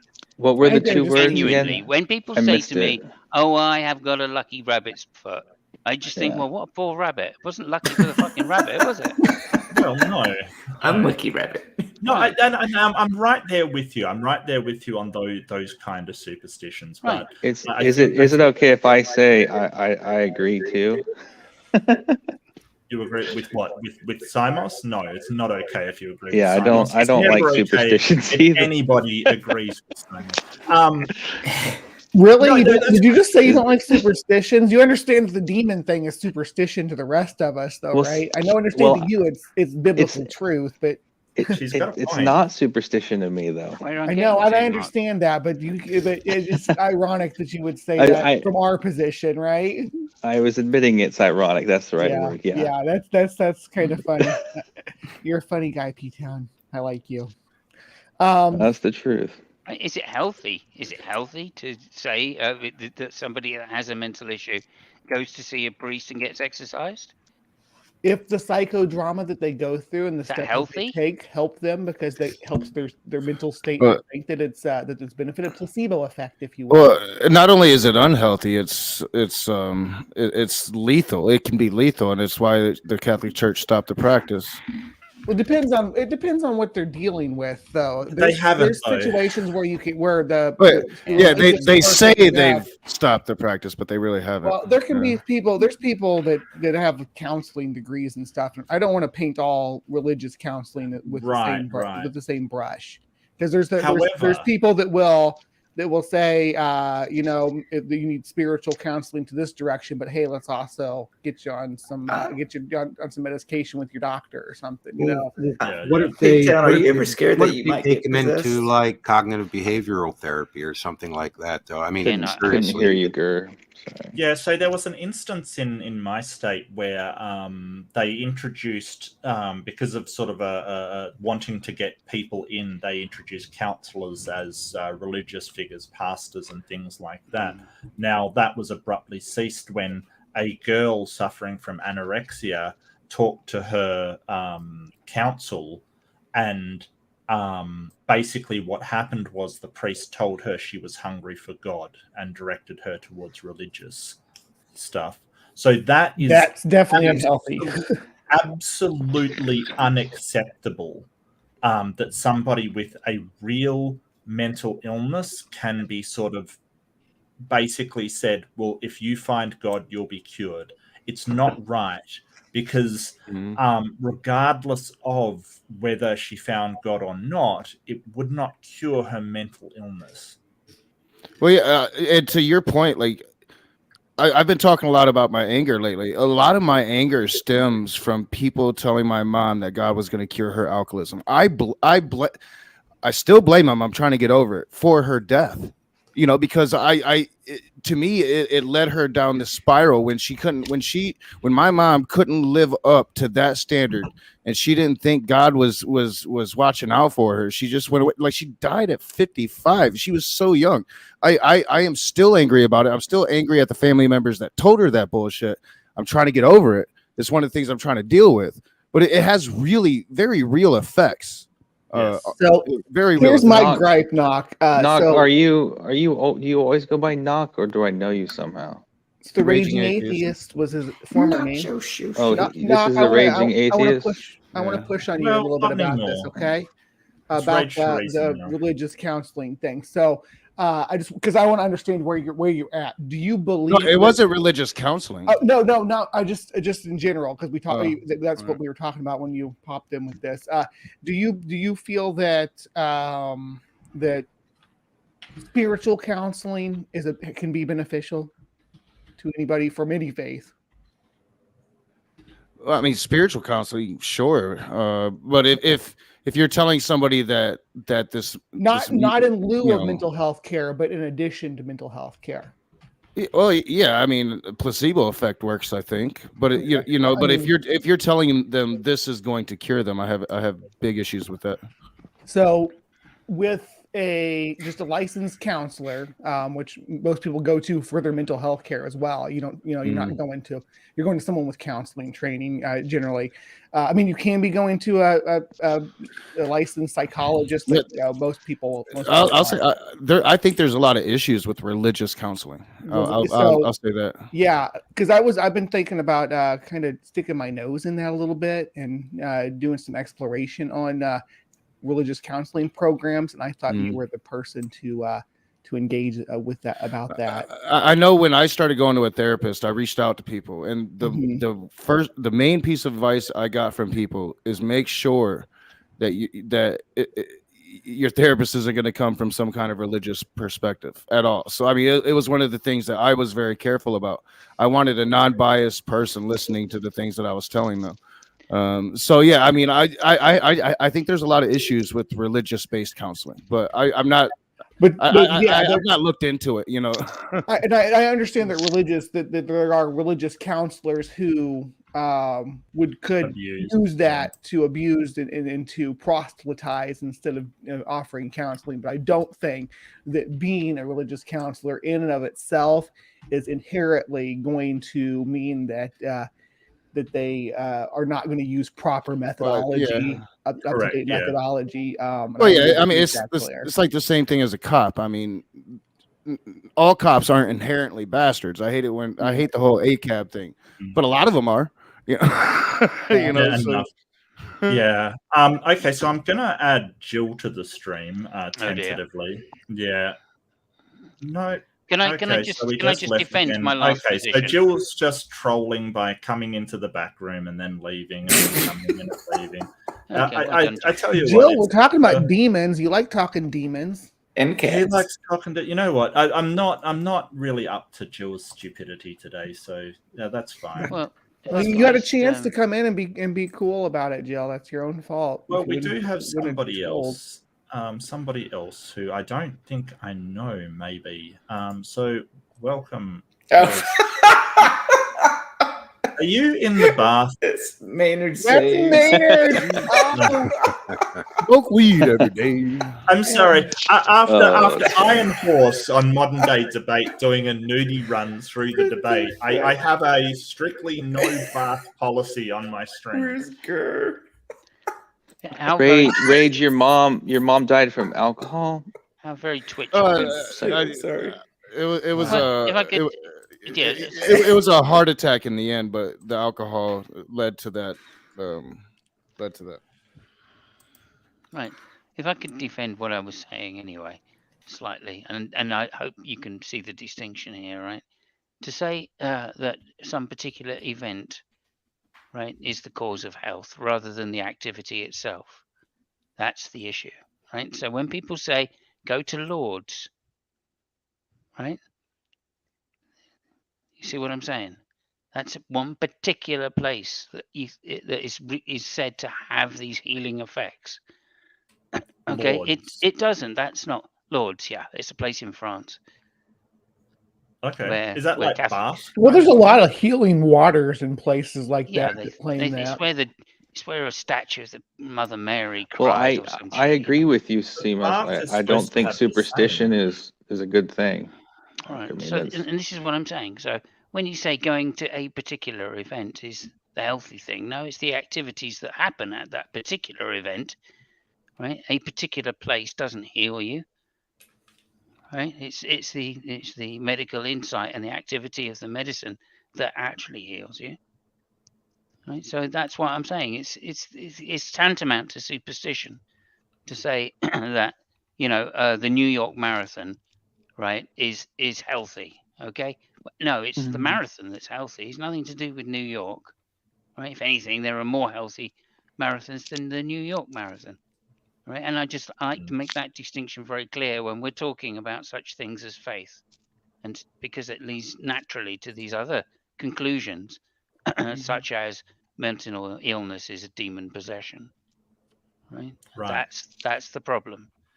Yep. Okay, so no, it's not to do with that. That's why I don't want to use the word health in these situations, because health is to do with something much more serious, something which experts in medicine can help you with, right? Now, there is a colloquial definition, agreed, and running and swimming and all of these other things, they're helpful. But that's for colloquial health. That isn't the kind of health that we're talking about when it comes to mental health and superstition like that. Would you prefer using like well-being? Yeah, that's fine as well. Right? Okay. I mean, So, again, yeah, I I don't think mind it's- the word health. I was just pointing out a specific type, right, and saying, look, this is the danger here. Look, there's this I think superstition. you're but I think you're wrong. I think that sort of when we use health, even when professionals use health, they can be talking about mental health and general well-being and generally a healthy lifestyle choice kind of thing. Of course. Yeah, so I get what you're saying, that it's not going to be medical, right? So you can't go for a medical jog kind of thing. Like that isn't a thing. But Maybe. yeah, but I mean, again, I think health is I fine. think doctors recommend exercise as part of Sure. a healthy lifestyle. Right? What they don't recommend is that you go naked swimming in, in a certain place, because that's down to your particular choice. Right? And that's all I'm saying. There's a distinction between these two things, and I'm trying to make that distinction to show that actually it's not just these higher level faith commitments, right, that do serious amounts of damage.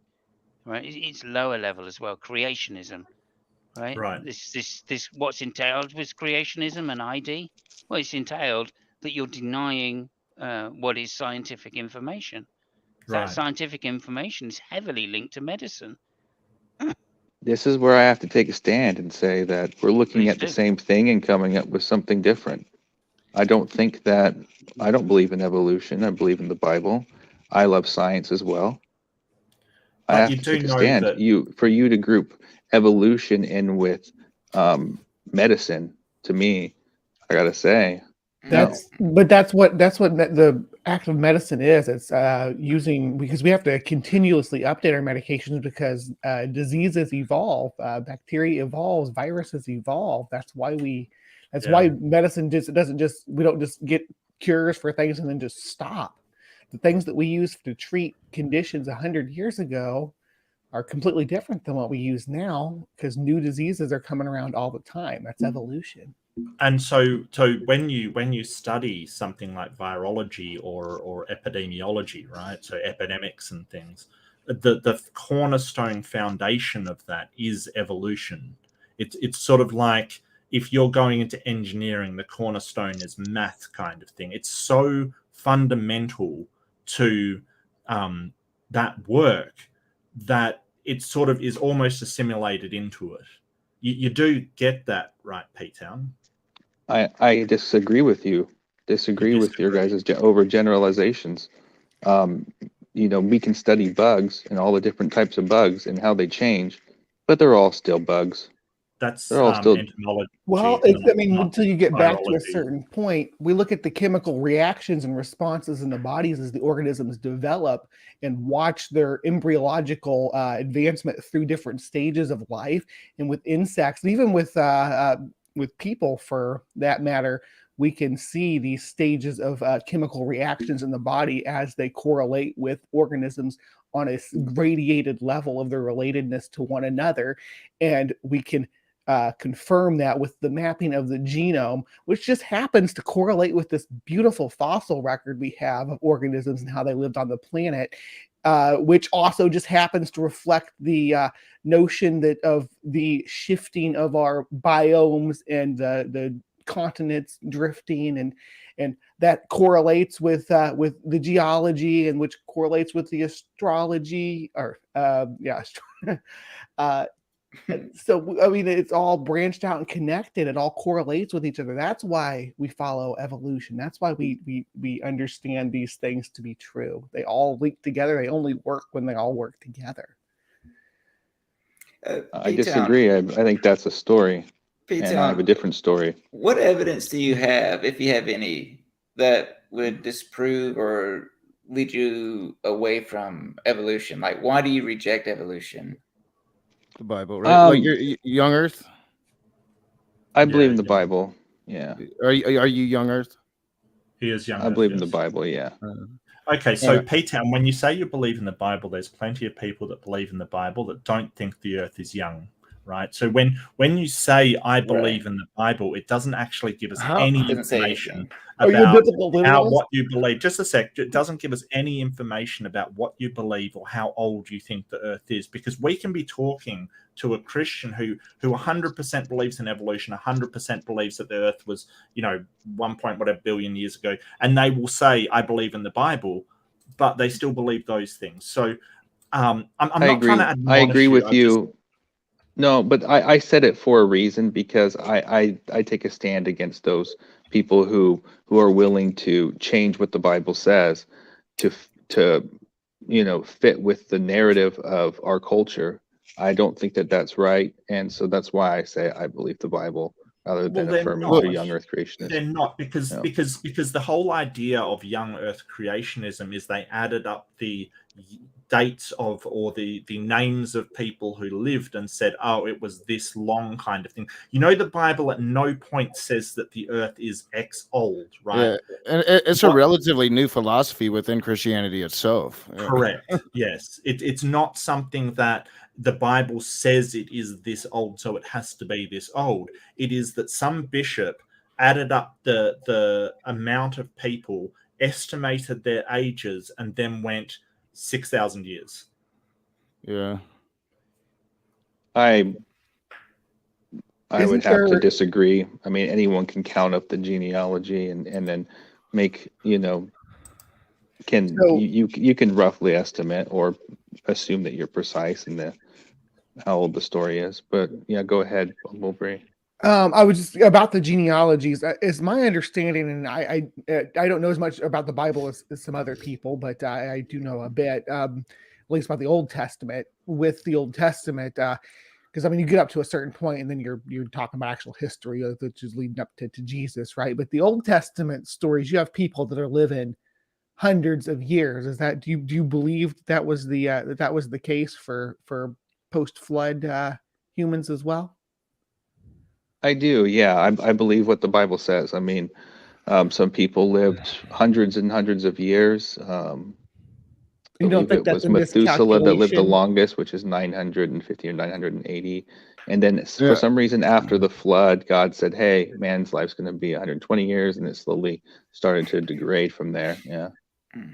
So you think that we live less now than what we lived in the past, despite what evidence shows? Like when we look at skeletons of people who died, and we see this person died at 24. We don't say, or this person died at 40. We can look at bones that they find and say, how long this group of people lived from throughout history, from prehistory, right? We know how long those bones have laid there. We know who those bones belong to, and we know that people were not living hundreds of years. So how do we explain that? Why do we You have said a lot of but Bumblebee, I got to tell you, you don't know. Well, I mean, you're talking Bree about probably does. you're talking about forensic study, right? I mean, right now we're talking about methods we use in forensic pathology today to catch killers, right? I mean, to bring criminals to justice, to identify bodies that we find after they've been laid in front of you. We can say, "Oh, this is a skeleton of a 46-year-old female." We can make those assessments by looking at the bones.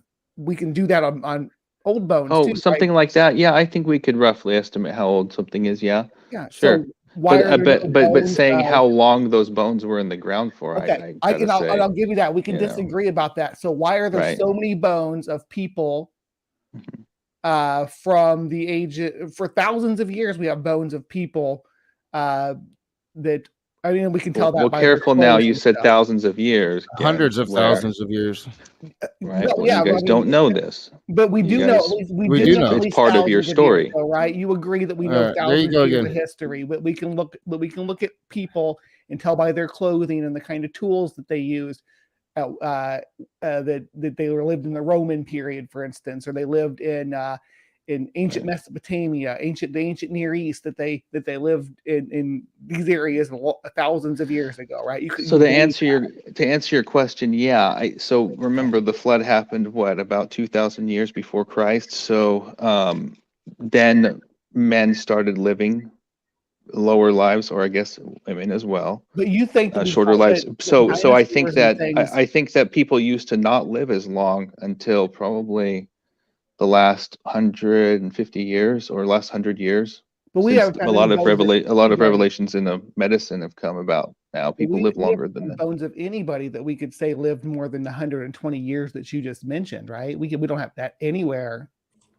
It's always less than that. It's always much less than that. The further back we go, these people are living less and less, shorter and shorter lives.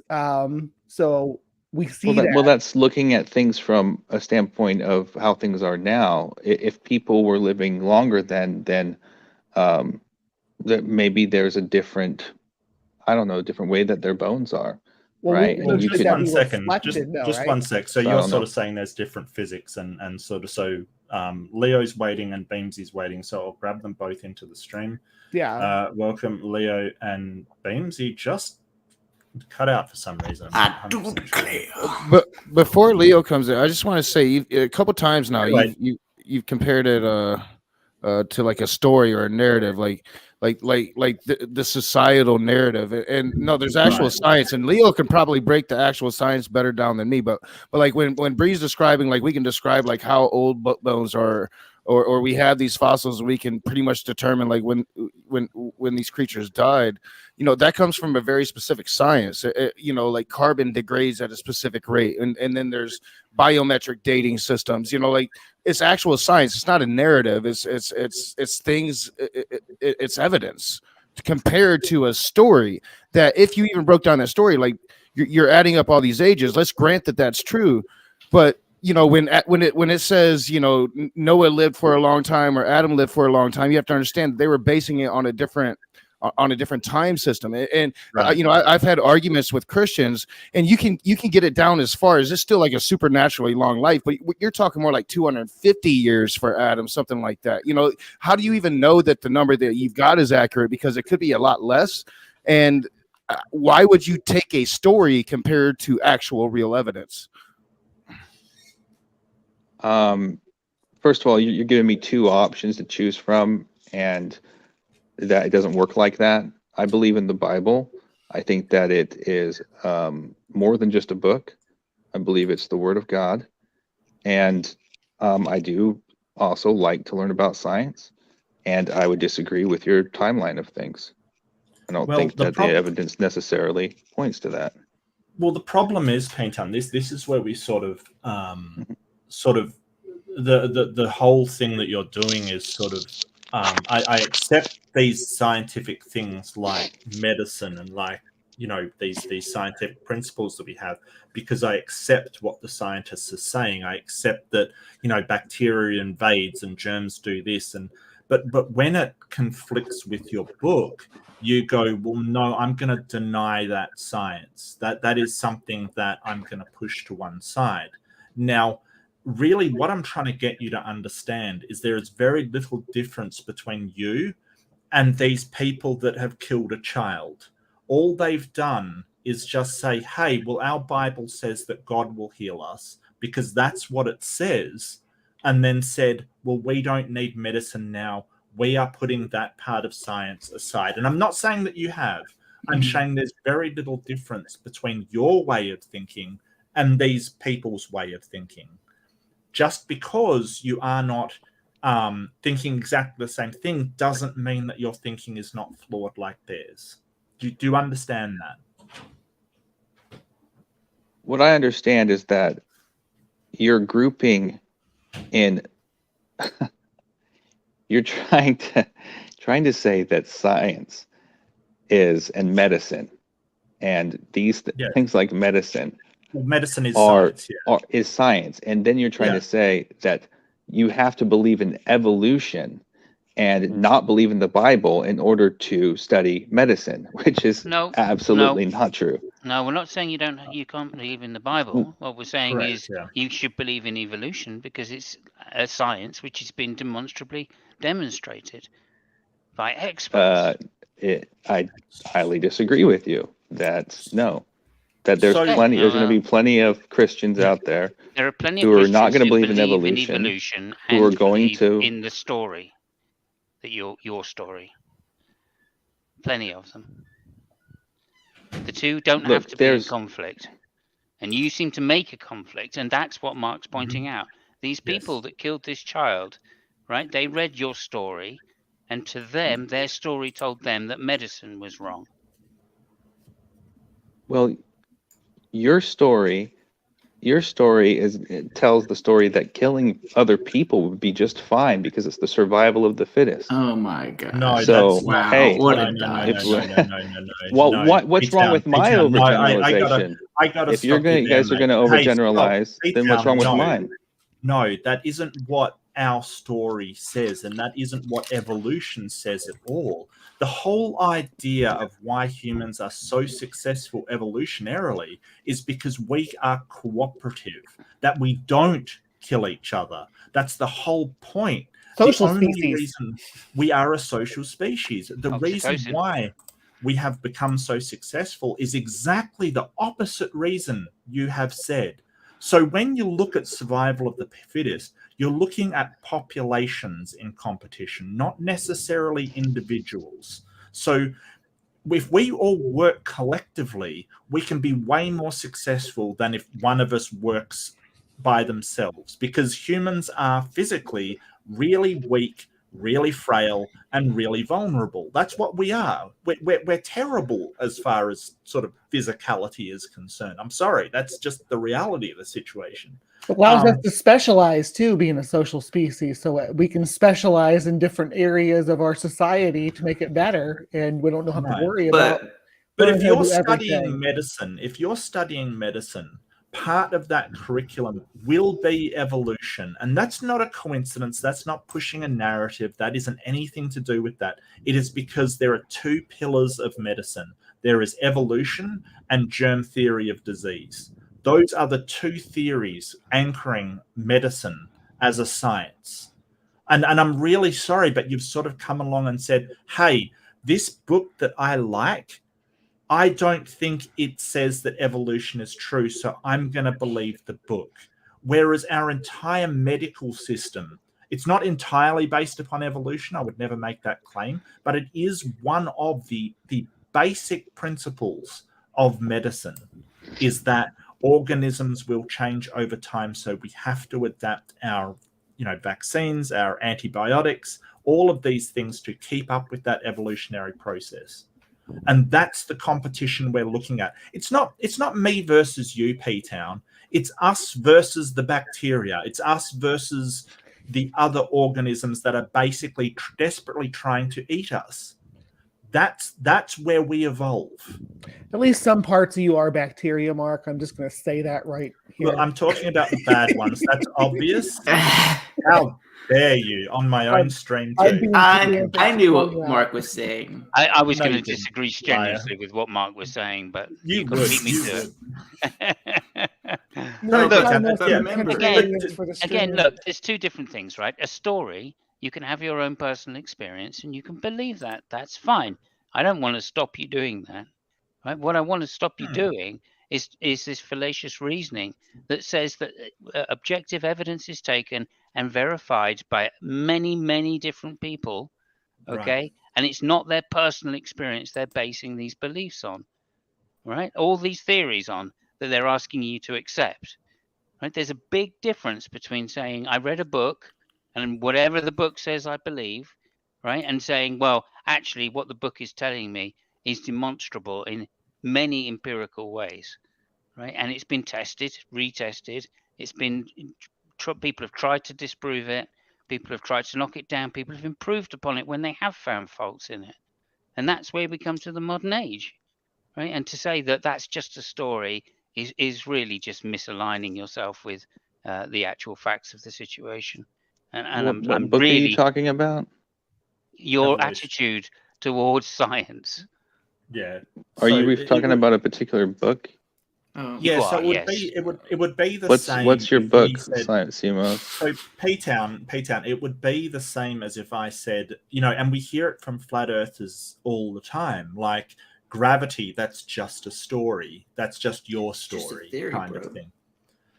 Exactly. That's what we hear all the time. So do you understand that to us, you seem like a sort of flat earther that's saying, well, it's, gravity is just your narrative kind of thing. Do you understand that that's how it appears to us? I understand that that's how it appears to you. I think that your interpretation of the situation is wrong. I think that there's a big difference between studying bugs in the lab and how they adapt versus believing that you guys descended from monkeys. I think there's a big difference. We those bugs are still bugs. We're still monkeys. Yeah, we're still monkeys. Huh. Well, you guys can go ahead and believe that. Doesn't make it true. What about it's a belief? What about humans? Is not a monkey. It's demonstrable, though. That's the difference here. Right? There is objective scientific evidence. Right? Objective, not to do with somebody's story. Okay, that's to do with data taken in the real world by people who disagree with each other. Right? So it's not about cognitive bias. They disagree with each other. They take data, right, and then they form an opinion on what that data, the conclusion from that data leads to, right? And then other people question it, right? And they say, well, okay, just say it's leading somewhere else. What would it mean? And they try and disprove it, right? Now that's happened for hundreds of years in the case of evolution, and we've come to a large consensus 95% of scientists that are in the field think that it is in fact true that some form of evolution is demonstrably correct. Right? So for you to say, oh, well, that's just a story, okay, well, that's thousands of people, right, that have all tried to disprove each other, all right, that have come to a conclusion, right? And not only on that, is when we use that information, right, we can then model viruses to actually save lives. So there's yet another level of confirmation on top, which is objective and not just the matter of personal bias. Right, and all you're giving us in return is in a book, right? Says something. This particular book of myth says something different, and I say myth because there are clearly supernatural claims made in this book which are not substantiated by empirical evidence. Well, see, Right, so it's P-Town nothing doesn't that think it's a your myth. personal. Now, I know I'm saying it because it's not demonstrable with empirical evidence, and if what you I'm can give me empirical evidence, right, then that means your reasoning is not fallacious. But you can cannot. believe in that book without I'm not saying you sort of can't being believe it, against Mark. evolution. I'm Yeah, not yeah, saying you no, but can't I'm believe saying it. it I'm doesn't. saying it's fallacious reasoning to think that because you have a personal experience, that is therefore transferable to everybody else. That's fallacious. That's poor I have a reasoning. lot of things that I would consider to be objective that causes me to believe in God and the Bible. What Actually, objective CMOS, things do you have? What objective things do you have? Well, I mean, maybe objective is the wrong word, but I mean, you guys get sick of my example. But as soon as you heard it, like you saw in the chat, because Big Bad Mama's always going to bash on me. She's like, "Oh, he believes the moon is proof of God." No, I just think it is. You believe the moon blocking the sun? I believe because they're the same size. It was an eclipse. From our perspective, a solar eclipse is evidence that God made this. It's not the same size. It's evidence that God made this. It's clear. That's my viewpoint. I don't think that that's size though. The moon's slightly larger than the sun in that eclipse, right? Look, I think that. Well, no, it just depends on the position where it's at. Right. Yes. Right. The precision of it is there. I think that it's a valid argument to say this should be considered evidence for God. But your viewpoint, Mark, is going to be a naturalistic viewpoint. Hold on. What do you take evidence to be? See, you guys are going to go into definitions. You're going to say that this isn't the definition of science. But I think it's clear that there's a pattern here. Because if you mean something by evidence that I don't mean, then that's where the disagreement is going to lie, and then we'll just spend the whole time talking past each other. So I'd need to understand actually, what we'll it spend means the whole time where you cut everyone off. Evidence. Is what it will be. So you can't tell me what you mean. Okay, I didn't think so. I can. That's okay. Evidence. It's obvious evidence. There's a pattern here, and that it was made for us. Like I don't want to. I can't put it into a definition. It's just because physics, though. Well, I can't deny that there's a pattern. Sure, but I don't know what patterns has to do with evidence here. Are you saying that evidence is patterns? I'm not going to play definitions with you, Leo. Yeah, it's because I don't think that you have a very well-formed concept of what evidence is on your worldview. That's why you're struggling to tell me what you think it is. Leo, I'm not going to play this game. Let's use the terminology and ask what he believes, not assert it. But I did ask him. I asked him what he meant. What does he take evidence to be? He hasn't told me. All he said is, well, I'm not going to play these games. The reason he's doing this is because he doesn't have a well-formed concept of what it is on his worldview. Maybe he can't articulate it. At what point in seeing patterns in biology and patterns in nature do you say this is a natural pattern and this is an unnatural pattern, P-Town? Or do you think all patterns are unnatural? Design? Right. Well, so I get it. Like when I was an atheist, I thought that science should have a purely naturalistic view. I thought it was offensive to have God even associated with us in a science classroom. I have a different view now because I think that it's clear that God does exist. And wait. I asked a question though, P-Town. I wanted to know. Go back to it, Bree. Sorry. I just wanted to know at what point is there a natural pattern versus an unnatural pattern, and how do you determine which ones are which? Okay, thank you for that, because that So coming as, and again, I swear I'm going to answer your question here because this makes sense. When I was an atheist, right, looking at, I just basically, let's assume that this alignment was a natural thing. There's no God, okay? That means it happened by chance, okay? What happened by Right. chance? Like that the sun and the moon happen to be the same size from our perspective, from our not vantage this point, again. right? So it's chance or God, right? And What does that you can't mean? really measure this thing. Why do don't people think talk about chance- chance as if like chance is a I'm mechanistic just saying, thing? It's not. trying to- Like Well- chance isn't a mechanism. So you're going to change the definition of things again, Leo. and Well, say, No, oh, I'm not Patrick- changing the definition. The problem yeah, is I but- actually Hey, understand hey, the hey, words hey, that are hey, being hey. used. Now that's your preamble. I get it to answer the question. Okay, now go ahead. At what point? So do you think that the sun and I get that you think that the sun and the moon is one of the things that is unnatural. It has to have a supernatural explanation. But what I would say else? it's What more other things? likely. What about the Gulf Stream? What about the shape of the tip of Florida? What about all these other things that happen naturally? The Gulf Stream. So, or like the Coriolis effect. Is that what you're asking? Well, just Like yeah, that the air, right? Sure. So I follow the interpretation according to the Bible that before the flood it didn't rain. There was a change. There was an event that changed, and then after that there were seasons. I think that there was a tilt of the earth after Noah's flood, which contributed to what we experience when it comes to seasons, as well as the Coriolis effect in that Gulf Stream. So you think Yeah, those are I think- unnatural too? That all the well, I guess you think that things are either really patterned because God created them that way, or really tumultuous because of the flood. Is that kind of there's this? That's they're either things in nature, either one or the other, in your opinion. Well, that was just my natural reaction to responding to you mentioning the Gulf Stream randomly, because I do think that there's patterns in the Bible. It's a natural pattern that we see. It doesn't seem to have any rhyme or reason. It's just physics responding to the way the Earth turns and the way that heat dissipates and from a sphere, things like that. So Right, that's Coriolis where I was. effect. Yeah, stuff like that. Yeah. So from a naturalistic viewpoint, right?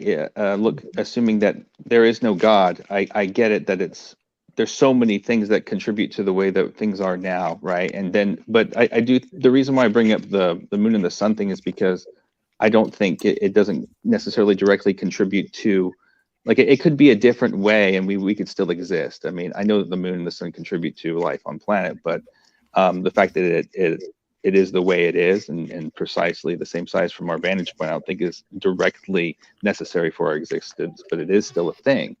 And that's what I think makes it significant. It hasn't always been the same size, though. Why is the moon receding further away from us then? Why isn't it in perfect orbit? Why are we going to lose the moon at some point in the future? Well, again, remember, I believe in the timeline that we're not going to lose that. So what's going to stop it?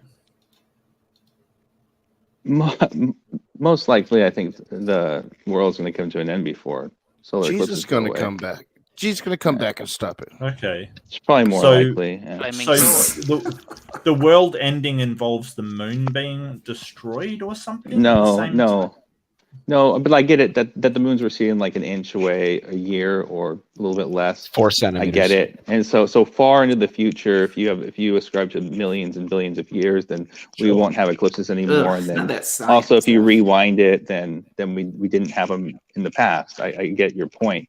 I'm just answering it by saying my timeline. Okay, so from what I'm sort of hearing from you and my analysis of what you've been saying is that we have this moon and sun. They don't align perfectly depending on the orbital rotations they're in, but they align enough so you think that that's something that has been caused by an agent. The moon is receding slowly, but you've said, okay, but for this time, it's close enough. And it will take too long for it to fly away, obviously, like it's going to lose orbit, that during our lifetimes, it's in the right place that cause put it. So why?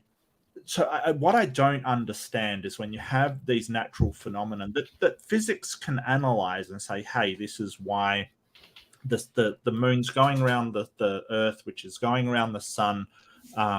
This is why we have these tides, and we can explain a whole load about things using physics. That you've said, well, it's not due to the physics and the sort of spontaneous synchronization of these bodies.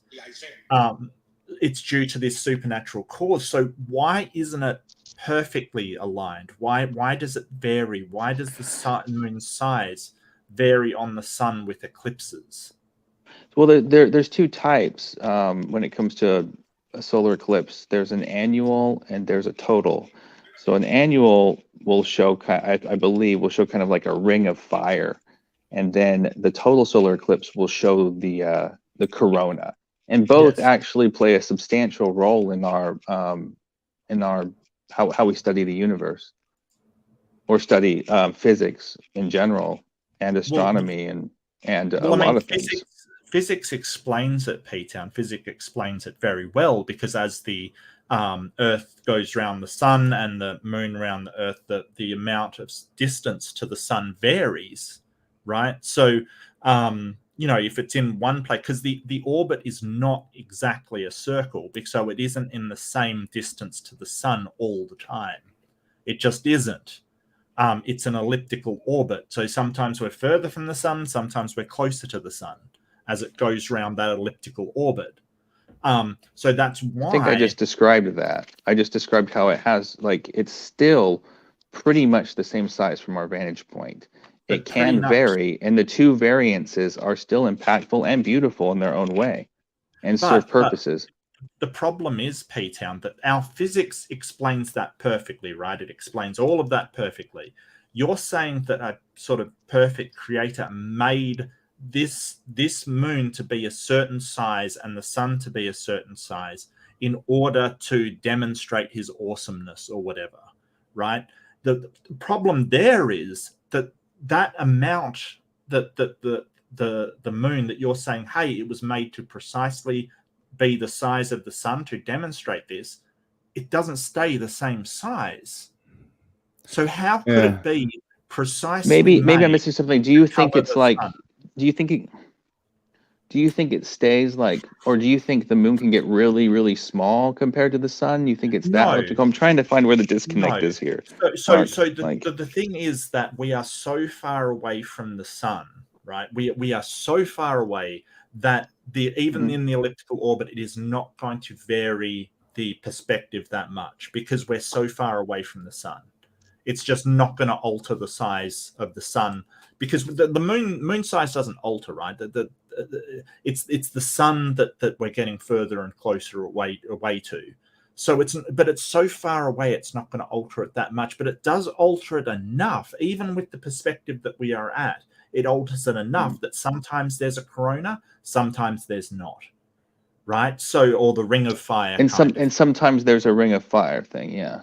Right. So what physics tells us is that because of the orbit of the Earth, we sometimes are closer and sometimes further away, and therefore the covering of the sun, the amount of covering varies that the moon can do, because we're sometimes closer and we're sometimes further away.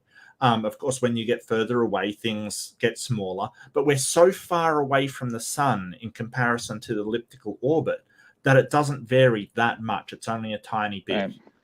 But and both types of just let me finish. Sorry. And you're giving this alternative explanation that it was set up precisely to be the size of the sun, and that's your sort of, this pattern emerges where the moon is exactly the size of the sun. And what I'm pointing out is that it isn't, and it varies.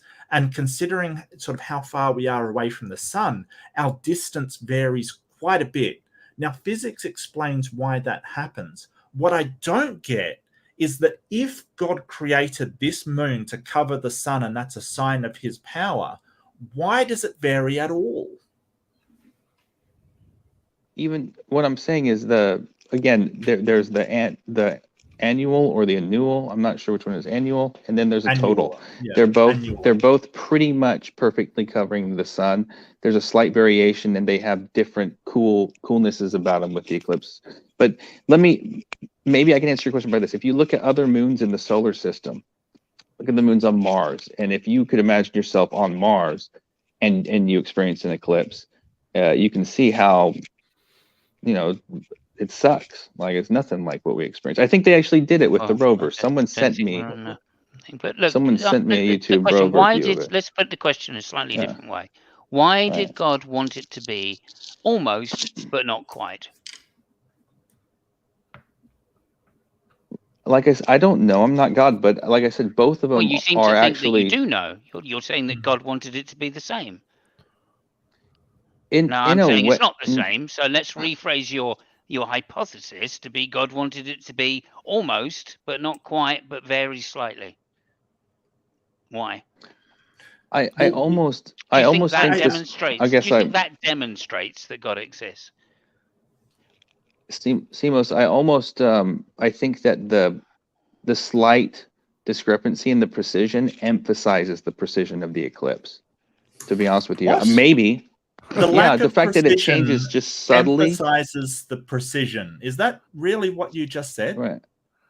I'm not sure, but I would guess, in a way. All But, right, I'm going to cut it real quick. So, all right, so I want to grant that what you're saying is actual evidence of God.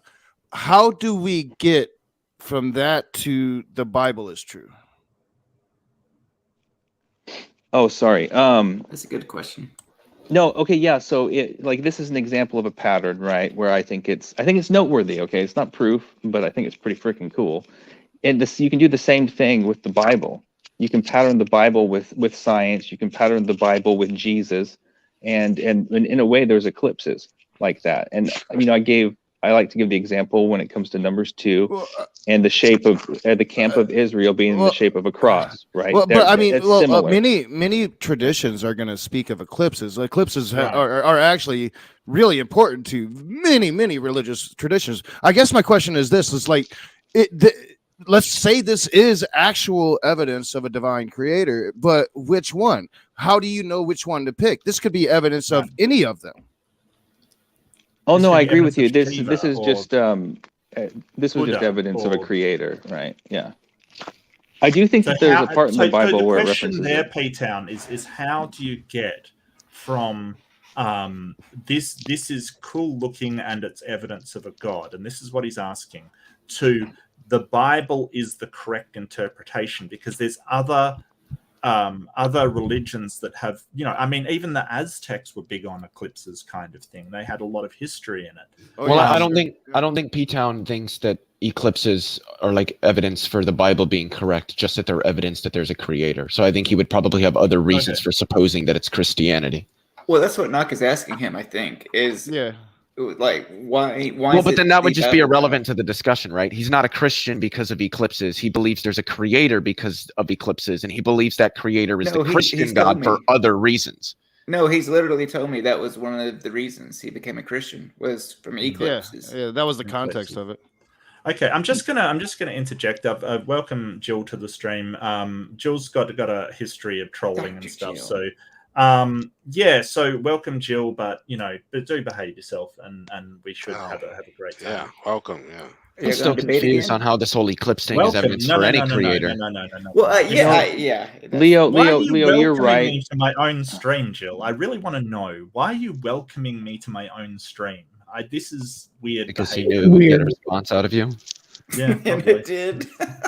So weird. I think that's so weird. weird. Yes, Jill. Indeed. Welcome, Mark.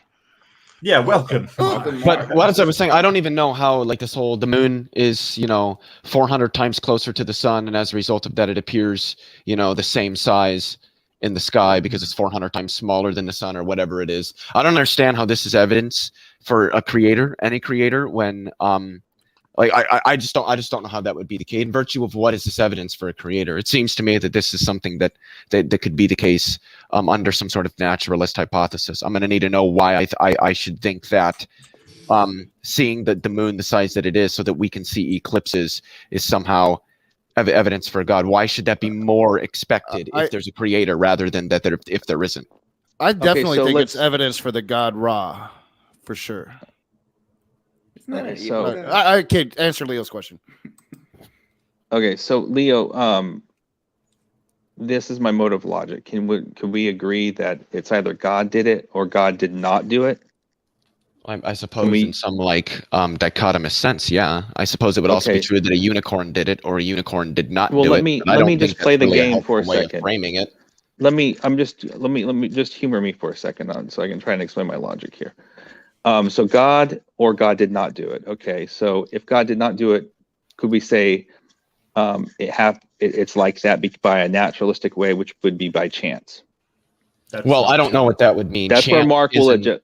Chance isn't like a mechanism. Chance isn't like Oh, a no. mechanism that Chance- does things. But So to it say it happened on happened, its own. but to say that Chance. it happened by chance, if I could just get this out,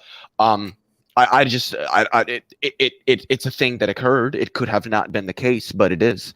It's not like But it happened chance on is a its thing own, that right? makes things happen. Well, I mean, it happened Yeah. as a result of a variety of natural processes that led to the evolution of the solar system to appear that way. Right. So I just want to clarify. It would be like saying that a mountain rose over chance. No, we don't think it's chance. Tectonic plates hit one another and forced that mountain up. We don't think that's a chance event. It's sort of determined by physics that made that occur. It's not chance. Yeah, well, it could also be that in that same sense, Mark, that chance is God. You need to be much more careful with your language when you draw a dichotomy like that. What? What? Oh yeah, I'm kinda confused. lost on that one. Yeah, I don't understand. Well, you're saying that. he's saying either God did it or God didn't do it. Well, that's the meaning of the statement because Well, we're if not God- determining what God Well, is. the reason people say that is to try to force this dichotomous view. It doesn't really do anything to help the discussion. It's a Like meaningless I could statement. say that, just like I said earlier, I could say that, well, it was either a unicorn or it wasn't a unicorn. Well, How are you of defining course, unicorn? but it just doesn't. I don't understand how that. I'm still confused on why I should think that what we see with respect to the moon and the sun and eclipses should be more expected if there's a creator than if there isn't. Because if that's just not the case, I don't know what sense it makes to say that it's evidence for a creator if it's not more expected given the creator hypothesis over the What do you mean naturalist by hypothesis. creator? Well, Simos, it's a necessary being that's responsible for the creation of the universe, Okay, there you go. Necessary being. Thank you. or a necessary agent, I guess. I don't think it would have to be necessary. Wow. Extraterrestrials could have created the solar system.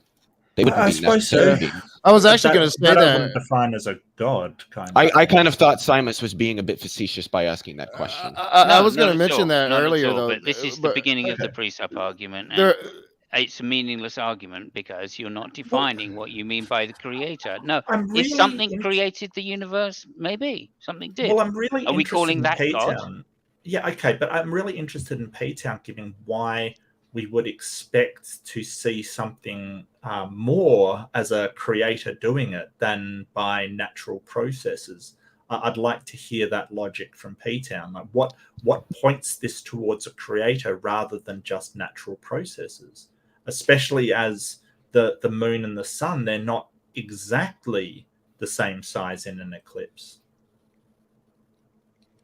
If it's okay, Mark, I'd rather move on from the argument that it's not perfectly the same size. I think we could agree it is what it is. Well, That's yeah, okay. but so you're just conceding that it's not perfectly the same size. I think that we both agree that it's on what it is. I mean, it's Well, really close to it. So I mean, I Yeah, don't think I much don't know. turns on the idea of the perfection. I just want to know why should I think that this is more expected under the creator hypothesis than so under as a naturalist Christian, hypothesis? right? So Leo, as a Christian now, and now that I know the Bible, I'm actually fascinated with how atheists can't see that this is possibly God, right? That did this. Can you help me Not out? an Why should I think it's more so- expected under the creator hypothesis than under the naturalist hypothesis? Doesn't that create more questions? I just want to finish my sentence real quick, Leo. The Bible kind of alludes to this too, where like you're just not going to be able to see it. And it's kind of funny to me, actually, you know, and also, of course, sad. But I to answer your question, Leo, I just don't really know how to answer that question. You know, it's just this thing about how you can't see that, you know, it could be, it's just a spectacular and so simple that God made a light for day and a light for night. It's almost so dumb and simple, but at the same time, just miraculous. There's no I mean, light I don't tonight. know. That's why it's It night. seems like you're saying that there aren't any reasons to think that what we see with respect to the moon and the sun and eclipses is more expected given a creator hypothesis than not. And then I just don't understand what you mean when you say it's evidence for a creator if it's not more expected under that hypothesis. Right. Unless you mean something different by evidence, and this is why I asked you what you meant at the beginning, because a lot of these discussions are going to come down. People have different ideas about what it means for something to be evidence. I think evidence is that which is expected given some hypothesis or idea, and so I'm kind of just working from there. And if you're going to say this is evidence for a creator, whoever the creator may be, I'm just going to take that to mean that what we see is more expected given that hypothesis over the others. And then I'm just going to want to know, well, in virtue of what is it more expected? And it seems that you can't give me an answer. So then why should I think that it's evidence? And that's okay. And just P-Town, I just want to point out that you sort of saying, well, I used to be an atheist and I can't understand how you can't see that as evidence for God. I could say exactly the same thing. I could say, well, I'm an atheist and I can't understand why you would see it as evidence for God. And it really gets us nowhere. What we're trying to do is use some form of reason and logic to work out what is the best explanation here, not just sort of incredulity that you can't see what I see, because that doesn't get us anywhere. Right. So that's why I try to use that dichotomy and just emphasize that can we break it down to God did it or God did not do it? And then I use the wrong word chance because that upsets some people. But ultimately, I'm trying to get to the argument that I think that we can look and see, like, could this have happened on its own? Or is it more likely that God did it? I do think that you can look at the world the only way, but you could also just take God out of the picture and say, oh, you can't even, it's just 1-to-1 odds, right? Or whatever. You could just, you could have that viewpoint. I see it with you guys. But if you do look at the world like that, there is a chance that there's a creator, and you weigh which one's more likely, I think it's clear that God made this world. And I think there's just too much evidence to see that. Yeah, so this sort of dichotomy that you've set up, it's either God or not God, which is fine. But sort of your argument that I don't believe that it could have been the natural laws of physics, when the natural laws of physics seem to provide us with a perfectly reasonable explanation of how these bodies were formed and came to synchronize in the way they have synchronized. I think I showed you the video on the metronomes synchronizing by themselves, just under the laws of physics. That really doesn't speak to why the God explanation is any more likely or any more possible at all, because we observe the laws of physics doing things like this. We observe it synchronizing bodies. But what we don't observe is a God actually doing anything. So that's the problem I have. Whereas one thing, physics, we can test and monitor and do these predictions, and everything that we examine, like the moon and the sun and the universe, well, the galaxy, I should say, they all seem to align with these physics.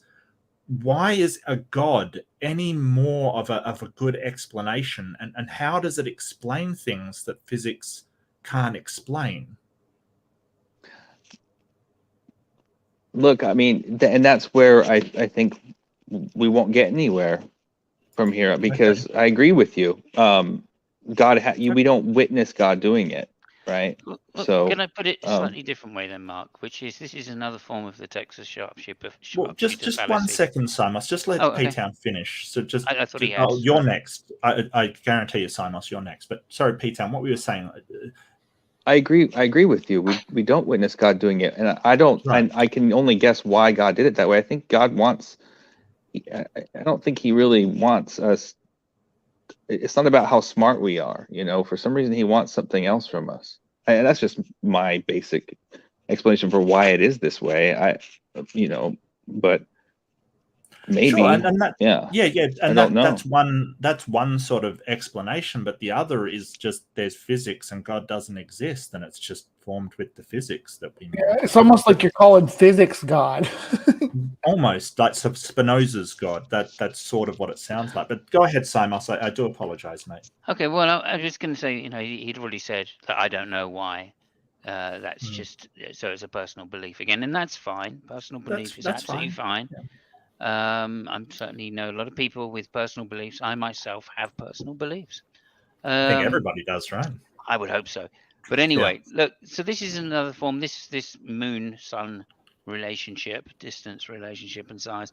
This is another form of the Texas sharpshooter fallacy, which we've pointed out already to you. Right? God did all of these things. Right? He put the moon in the right place. He made a light for the day and for the night. He did this. But what about all the things that are just absolutely terrible? Right? What about all the bugs that kill us? What about cancer? What about Problem bone of evil. cancer in children? What about Yes, bone cancer in problem of children? evil. I mean, I'm aware of that, and all I'm pointing out is something slightly different, which is if these things that you say are evidence for God, then these other things surely are evidence against God, or at least the God form, not just the Creator God, but a more specific God, in particular the Christian God, who is allegedly omnibenevolent. Right? On that hypothesis of God, it's less likely that this world is created by God because of all of these extra things, which you're not taking into account. And that's why I'm saying it's similar to the sharpshooter fallacy. You only want to count the things which are good for God. Actually, I want to tie in one thing to that as well, because it does involve the moon. So the moon creates tides, and some of the tides that it creates are things called riptides. I don't know if you're very familiar with them, but basically they're the riptide, taking my way. Oh shit! I'm not muted. I'm so sorry. You are not muted, sir. Here I am fucking singing. I thought I was muted, Mark. We shouldn't have said anything. Just let it it was go. lovely. But riptides are tides created that basically will drag swimmers out to the ocean, and they are insanely strong. Like, I mean, insanely strong. Back to my surf lifesaver days, you're taught not to try and swim against them. You swim across them or out and then back in when they're not there. But they're created by the tides, and tides are created by the moon. So there are horrible things that kill people. People are killed by riptides all the time. They drown because they're dragged so far out to sea that they just can't make it back. And they're incredibly dangerous. So you have this thing of, oh, well, that's the glory of God. But the moon being there and the way that it affects our gravity and therefore the tides and therefore riptides, why is that not evidence for the physicality of just things happening? And why is it evidence for God? Can I, before we, because I'm actually really like these questions, these sort of problem of evil questions. There was something I wanted to comment on before we sort of, segue into that, if I may. Sure, yeah, go for it. And I think that this is sort of an issue that shows what I would consider, if I'm just being frank about it, the conceptual bankruptcy of the idea of a God or of a creator who acts in the world. Is that we'll hear, and we've witnessed this tonight, that God did all these amazing things, but I have absolutely no idea why he did it. I have absolutely no access to the reasons for why he did a thing. Now, think about this for a second. If your mother did something, just pick something that your mother did, mowed the lawn, who knows, just pick something, and you had no idea why she did it, then how are you going to know that she did it? Well, either you saw her do it, or you heard from a reliable source that that she did the thing. But we don't have either of those for God. So in the absence of the reasons for God acting a certain way, there isn't going to be any way that the Christian or the theist can know that God is acting, because you can't see him do it. You don't have any reliable sources to hear from that can tell you that he did it. And so you would need to know what his reasons were if you're going to try to claim to know why God is acting or how God is acting. But they don't have access to that. So how can they know what God does, or that he even does anything at all? And I think that it did enough to just to add on to that quickly. Ask a creationist, what would it have looked like physically, to watch God create life? If we could go back 6,000 years and watch him do it, what would we have seen? Would we have seen elephants just like literally pop and there they are? Would they have like slowly faded in? Like how would this have worked? And it seems somewhat of a ridiculous question at first, but if you really think about it, there should be an answer. If it's true, there should be an answer, but you're not going to be able to get one. And it sort of reveals the conceptual bankruptcy of the notion of a creator acting in the world. Well, what would it look like to see this creator make a planet or make a star? Because if it wouldn't look like anything different than the natural process is doing it, then you're just tacking on post hoc rationalizations that we don't need. And then at that point, we can just stick with the natural explanations. And so I just think the whole notion of a creator to begin with that acts in the world is just, quite frankly, conceptually bankrupt. It would look like DNA. That's what it would look like. It would have a world that included DNA. Well, but I can imagine a world that has DNA but no God. So I don't understand what point you're making. I think what Leah's sort of saying is that if it's DNA or if it's these natural processes of the planets falling, what is God doing in that case? What's he actually contributing? Mm-hmm. Life force. Guys, I have to go to a dinner. Information. Yeah, sure, P-Town. Not a problem, mate. I'm sorry if you were sort of bombarded. I can come back.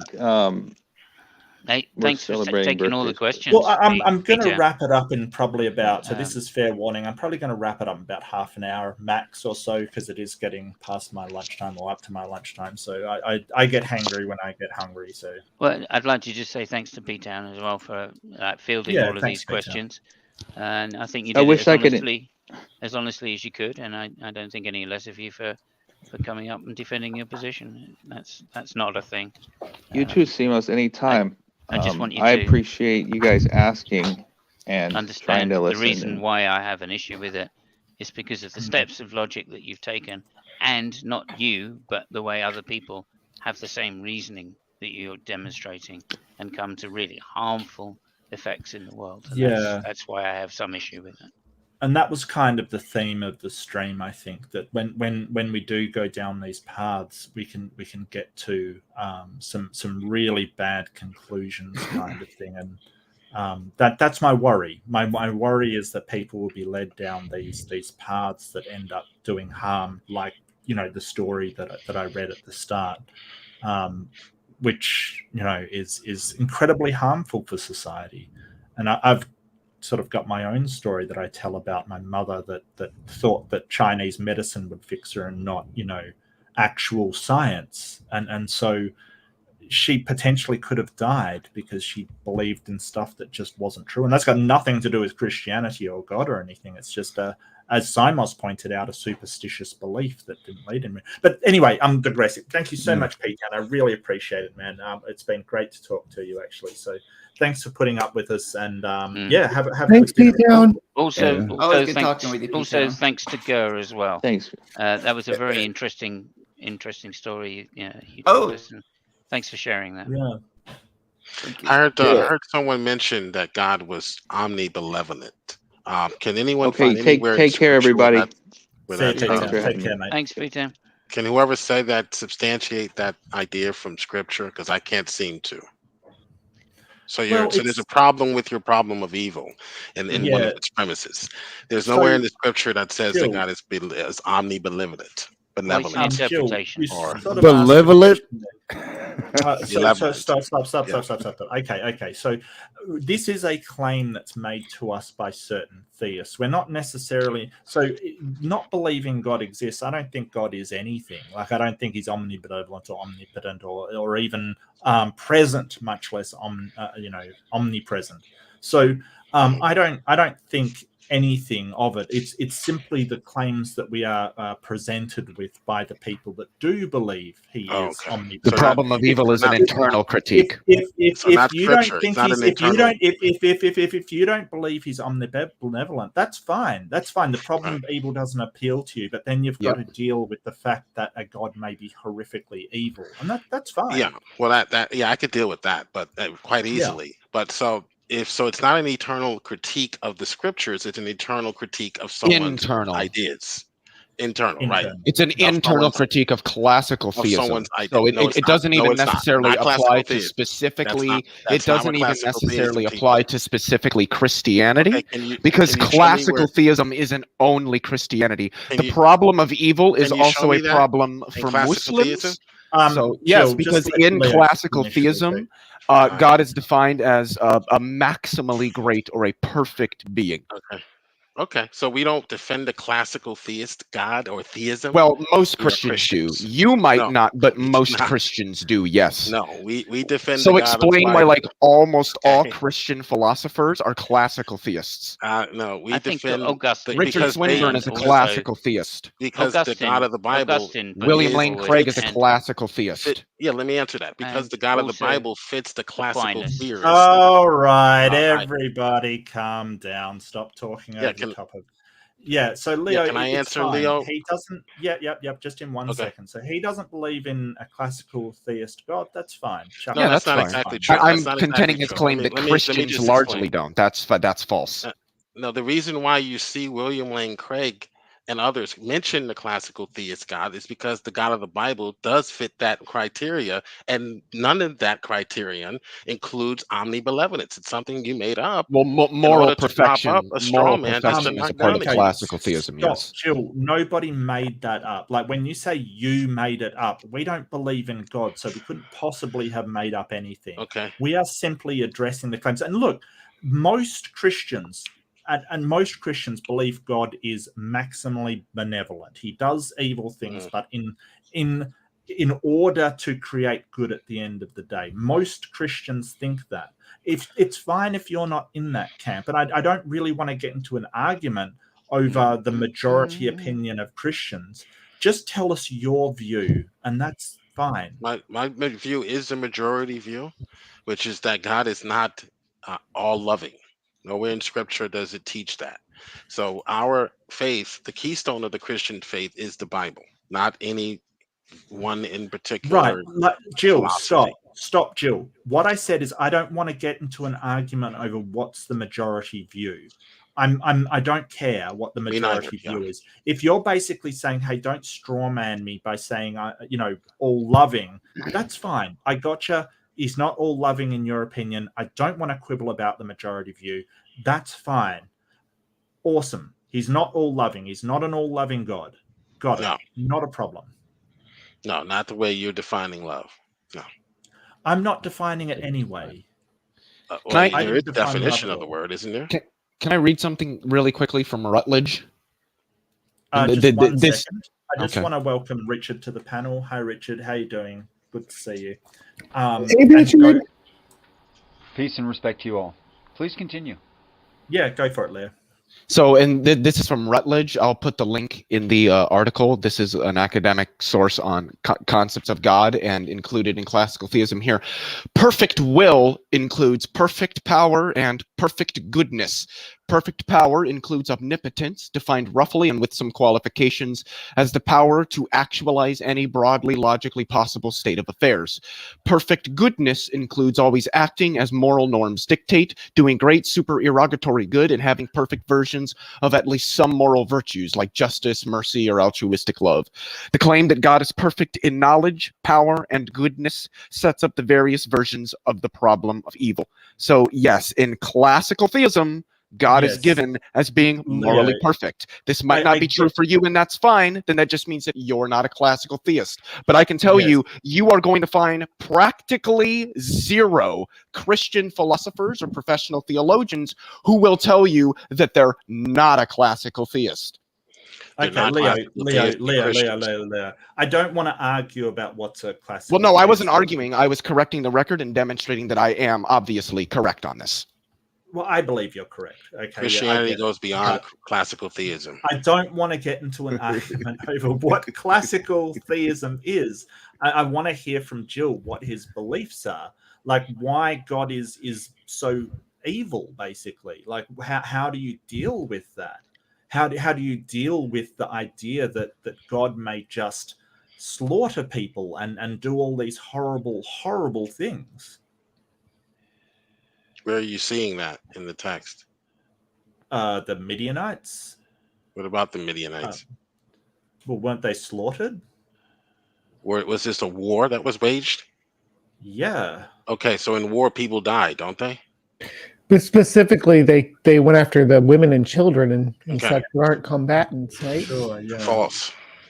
So if you want to have a discussion on any of these passages, I'm willing, able and willing to. Well, I think that's what they're trying to do, Joe. Yeah. So during warfare, people die. It's been happening since the age of man. Is God permitting this? Yes, God permits wars. Yes. So he permitted World War I. He permitted World War II. Why would you worship an evil God then? It's an evil God to permit a war. Sure. Did the United States permit wars? Does the United States go to war? Is that evil? Yes. Yeah. War itself is evil? Yes. Yeah. Wow. Yes, war is evil. Wow. So if someone comes into your home and tries to rape your mother and That's your not a war. daughter, and you take out your shotgun and go to war with them, it is a war. It's a battle. No, it's a battle. Wow. If The there equivocation is, is hold on. insane. Let me finish, please. If there is a wave of consecutive people doing that to your women and children, then we call that an invasion.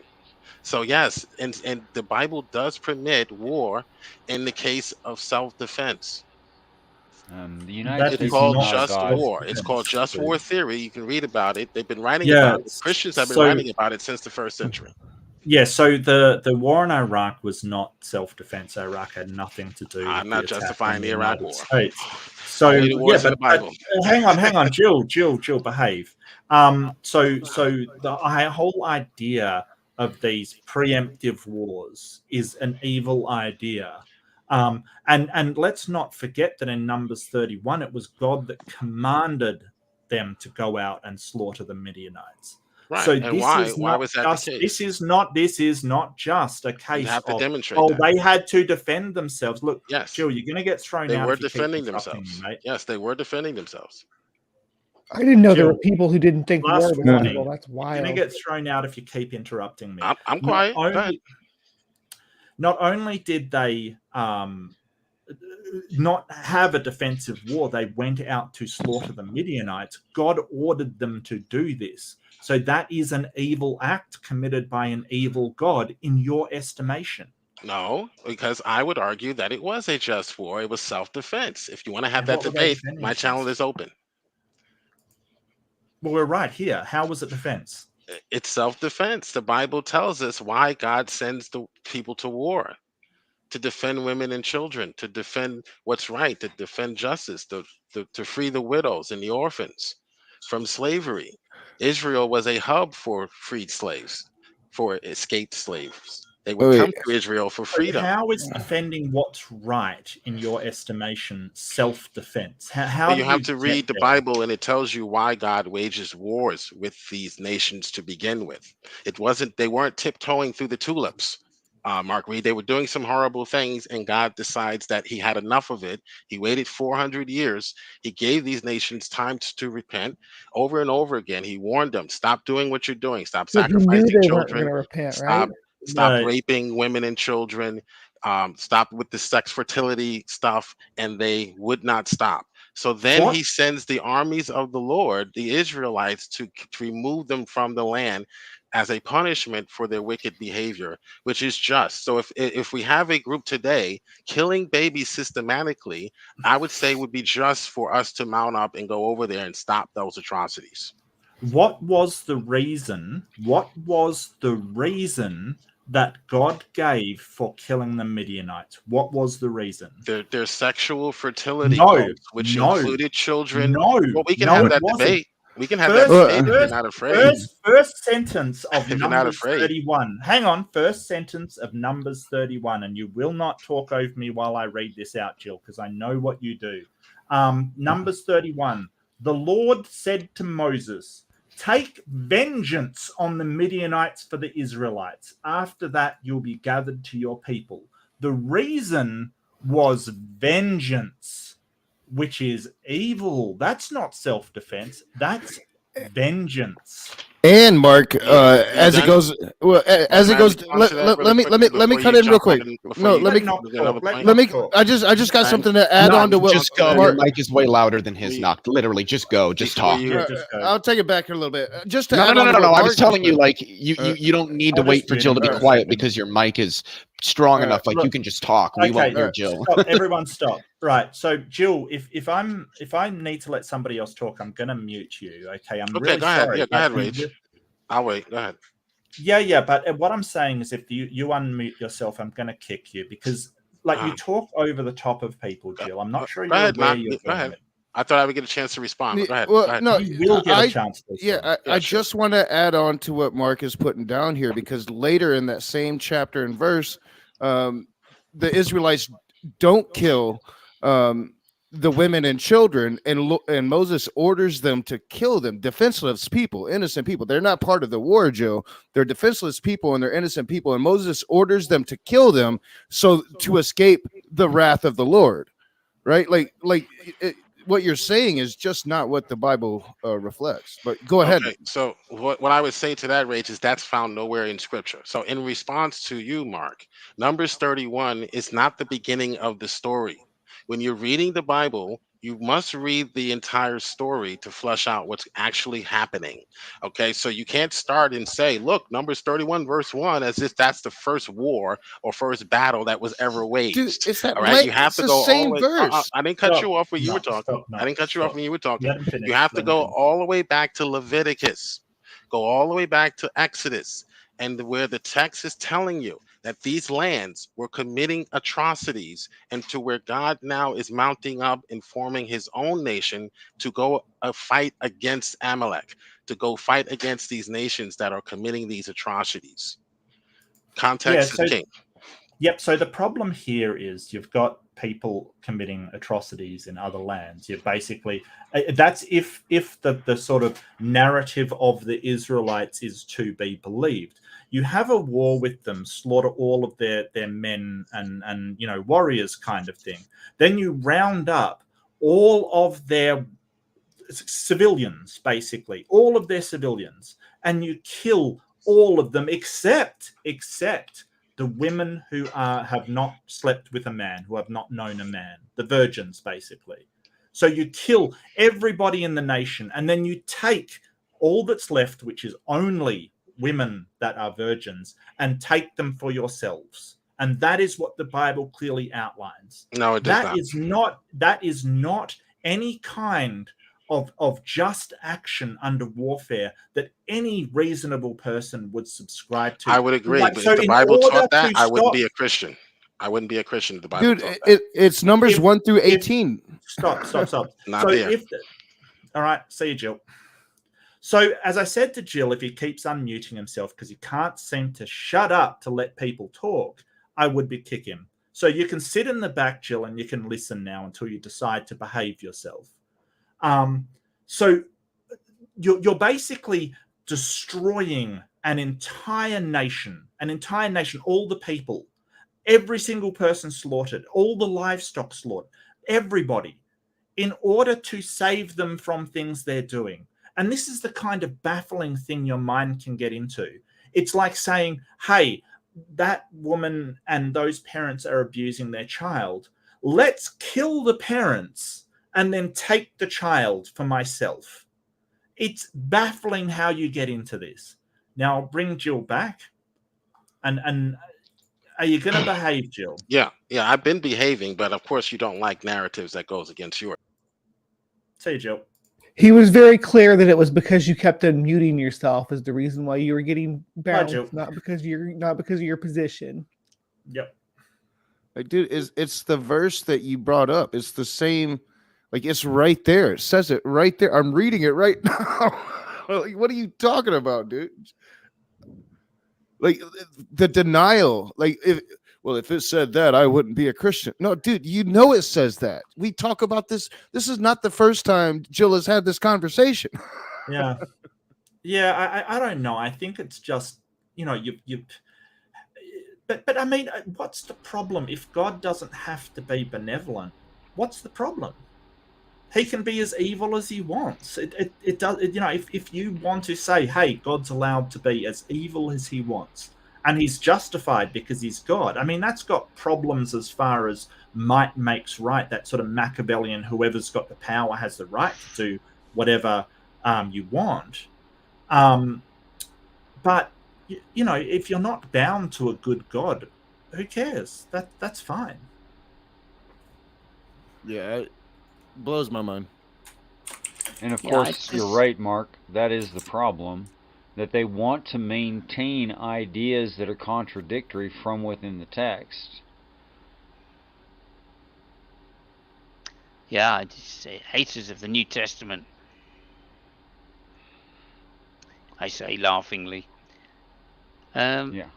I mean, it's an age-old thing. Why did they, when they formed the Bible, why did they include the Old Testament? Right. Let's ban Jill. He's having a cry in the background. So let him have his cry. That's all right. No, I'll just He's ban fine. him. He's fine. I mean, okay. You know, Mark. No, he always does this. You get into a Yes, he conversation always and will. he just speaks over the top of people, doesn't let them talk. As soon as he hears something that he doesn't like, he basically tries to drown them out. And it's just like, why? Everybody can see that you're just trying to drown somebody out so they can't say what they want. But, it's Jill. He's not worth the time. He's really not worth the time. I could have told you that before, of course. But that's yeah. besides the point. I just also, everybody go to Jay's channel and check out the latest video on Jill. It's hilarious. But apart from that, it's very funny. Oh, thank you for letting me know that. Yeah, it's great. But apart from that, no, I mean, look, Jill has his place, right? He's a sound plank that you can beat. So I guess for junior atheists, he's a testing ground. And that's what I use him for. I sharpen my teeth on him. Yeah, I sharpen my teeth on Jill for sure. Yeah. I can't sharpen my teeth on him. They'd go right through him like a hot knife through butter. Yeah. Is this the one Doubting Thomas asks Rebuke and Rebuke about integers? That's the one? Okay. It's hilarious. Right. I will link it because that sounds awesome. Yeah, I mean, again, I think it's good for... because, that kind of belligerence, it comes out... You get that from Calvinists. So Jill's now saying Rage was talking over me the entire time. Mark said nothing. That is absolute crap. I actually said to Rage to let you finish. So, wow, what? Yeah, you said it. You told me twice to let him finish. Oh, that means I can put up my Jesus Jill is a liar thing again. Well, I was just trying to tell him numbers 1 through 18. I mean, it's right there, man. Yeah, I know, but I did say, like, can you just let him finish? You told me twice. Twice you did. So don't come in here and start lying. Lying for Christ is just so. Let's give him the benefit of the doubt, and let's hope that he's just mentally disabled. Well, it's what he likes to do. I wouldn't insult people that are mentally disabled like that. Well, everyone's disabled in different ways, He likes to change the Bible. He does it with the slavery thing. He does it when it comes to like rape in the Bible. Oh, they're just marrying them. No, they're little girls. Number 18. It's the little children, the little girl children that are saved, and they are made wives. It's made so clear. It's like the little ones. The words literally. It's like right there. Numbers 17. I think. Numbers 31, 17. It blows my mind that we've got Christians running around defending this stuff and, what have you. But, oh, my God, watch out for the trans people. They're coming for our children. Oh, yeah. Fucking insane. That's why Jill says he won't talk to me because I'm training. He comes in and does. He always tells people he won't talk to me. He's like, oh, I won't talk to you. But, yeah, he always ends up talking to me anyway. Yeah, well, one of those evil trans people, you know. You know, in Numbers 31, Mark, I think the problem is actually worse than you're pointing out. Because the Christian wants to maintain that Yahweh is perfectly benevolent, which word is not malevolent, and there are options within omnipotence that would not require killing any of them. For instance, God could show himself to them and prove that he is the right God just by remarkable acts that no one else could do, but certainly could prove it without harming anyone, wouldn't you think? Well, yeah. I mean, if it's an omnipotent God, like if it's an all-powerful God, it would be nothing to him to prove it, kind of thing. Mm-hmm. It would be absolutely trivial to do that. Or it would be trivial to, if they're killing children or whatever, to take them away and stop them from doing so. Why does he need Moses to do anything? It's the all-powerful creator of the universe. But I guess I'm just getting the point to that if you're going in to commit genocide to save the people from themselves, that is not an outcome that an all-intelligent and all-powerful God would think is a good solution. Like, who have you saved at that point? Everyone's dead. Like, I don't understand how that's saving anyone. And I have another marvelous man in the back. I will add him. Hey, Pat, how you doing? Good. How you Hey, guys? Dad. Come after the madness. That is a theme, by the way. When I got rid of Jill, right? That is a theme through the Bible. God actually wishing everybody dead or thrown out of a garden. Yeah. I mean, I agree with that. Well, it's an ancient text, right? I mean, if we're gonna say, again, some people are claiming that this is truth, right? This is historically and philosophically and a truth, a moral truth, right?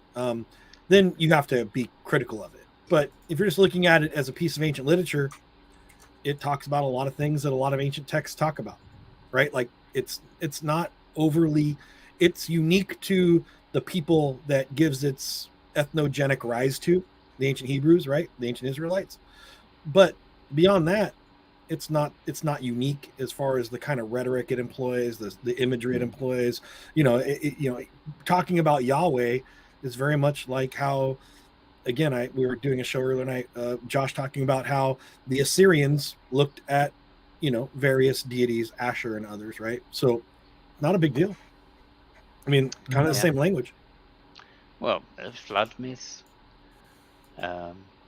garden myth. Right, exactly. I suppose the difference is we don't have any Assyrians here claiming. Sorry, go ahead. Commandments, the law myth. I suppose the difference is. Sorry, Richard. I'm just remembering more things that are copied in the Bible. Go ahead, Richard. But see, the thing is, the problem of evil only exists if you say that God is all good. I mean, if you take Jill's position and say that, hey, God isn't necessarily good, what does it matter? I don't understand why you have to defend the goodness of God's actions if he's not necessarily all good. I don't understand that. I think it comes into and again, the old God of the Old Testament isn't omnibenevolent. That's a New Testament attribution, right? So I think the issue would be one of, if you're saying God's immutable, right? If God's unchanging, then that's problematic if you can show discrepancies in character. And I think that's why apologists are so troubled by the problem of evil. But you don't have to be a benevolent God in the ancient world unless there is a new movement associated with you where they say you're omnibenevolent.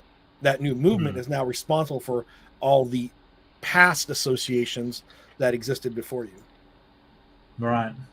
Yeah, so it used to be sort of a vengeful God, right? Like, someone that would, you better not cross me or else I'm going to absolutely destroy you, complete injustice kind of thing. Yeah. When Yahweh was just the God of Israel, he was all powerful for Israel, except when Israel was getting its ass kicked, then he wasn't all powerful.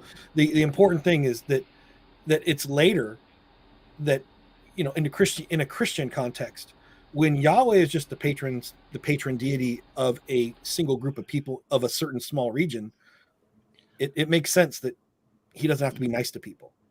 Yeah. And then later everybody wants him to be nice and triune and all these, you know. Well, it says somewhere, God so loved the world, he gave his only begotten son. And of course, Jesus is rumored to be perfect. And so if goodness exists in a perfect form, then it presumably exists without evil. And that's where the omnibenevolent God comes from in terms of theologians. Right. And I think that, again, that's a Christian development, Christian theological It is, concept. very much so. Very much so. Anselm of Canterbury, or whatever it is. And the other thing that Jill does is we get down these rabbit holes of sort of, you know, the Old Testament God and stuff. I actually wanted to hear your opinion on the reason why I'm having this stream in the first place, because I rarely do these, which was the I don't know if you saw it, Pat, the news article that I sort of talked about. I can post it in chat if you want. You're muted, Pat. Damn it. Yeah, I didn't have a chance to actually read it. Okay. All right. Well, I'll post it there again just in case you do. But I definitely do. Yeah, it's pretty horrible. But just the idea of people rejecting science for faith, basically medicine for faith specifically. And this was that little not terminally ill girl, but that girl that ended up being in Australia got. I think I heard about it in the news where she was denied medical. Yeah, she basically was denied her insulin. She was diabetic. Right. So she slipped into a coma and died because the medicine was denied to her by her parents, kind of thing. So right, because they believe in a miraculous cure and that God right. And some still are saying while they're, you know, in prison being awaiting trial that you know, they still think she's going to come back from the dead, kind of thing, which is just so they deserve to go to jail for probably neglect. Well, right, negligent homicide, right? So maybe medical malpractice too, depending on who was involved with it. Well, whoever, but these are the kind of people that as soon as they need to be psychiatrically evaluated as well, and maybe placed in, you know, this is the kind of disconnect from reality that has demonstrable lethality upon other people. And for that reason, you know, in this case, their interpretation, their theology committed murder. In my opinion. Isn't it a true Scotsman to say something like, well, other people who prayed in the past and had their children, relatives, selves die, they just didn't believe strongly enough. But I believe more strongly than that. So it's going to work this time. You understand that where theology separates from logic, right? Like I when we say when Mark goes, we're going to engage in a philosophical discussion, you understand that theology isn't part of that discussion outside of the few philosophical traditions that were brought into theology, right? I'm using Christian theology as an example. Yes, but I just can't maintain those kinds of ideas within the way that I look at reality. Yeah, reason and logic and stuff. I mean, there's nothing saying that you have to use reason and logic. It appears to me to be the most reliable way to evaluate the world, but nothing says that you have to use it. I guess, you know, when you don't, you can get to these places, you know, like, I mean, I hate to put P-Town on the spot, but him sort of saying, hey, his schizophrenia was a demon kind of thing. It's, I like P-Town. I think he's a really good guy. I enjoy talking to him, but that kind of thing makes me not really something we should be discussing in 2022, you know?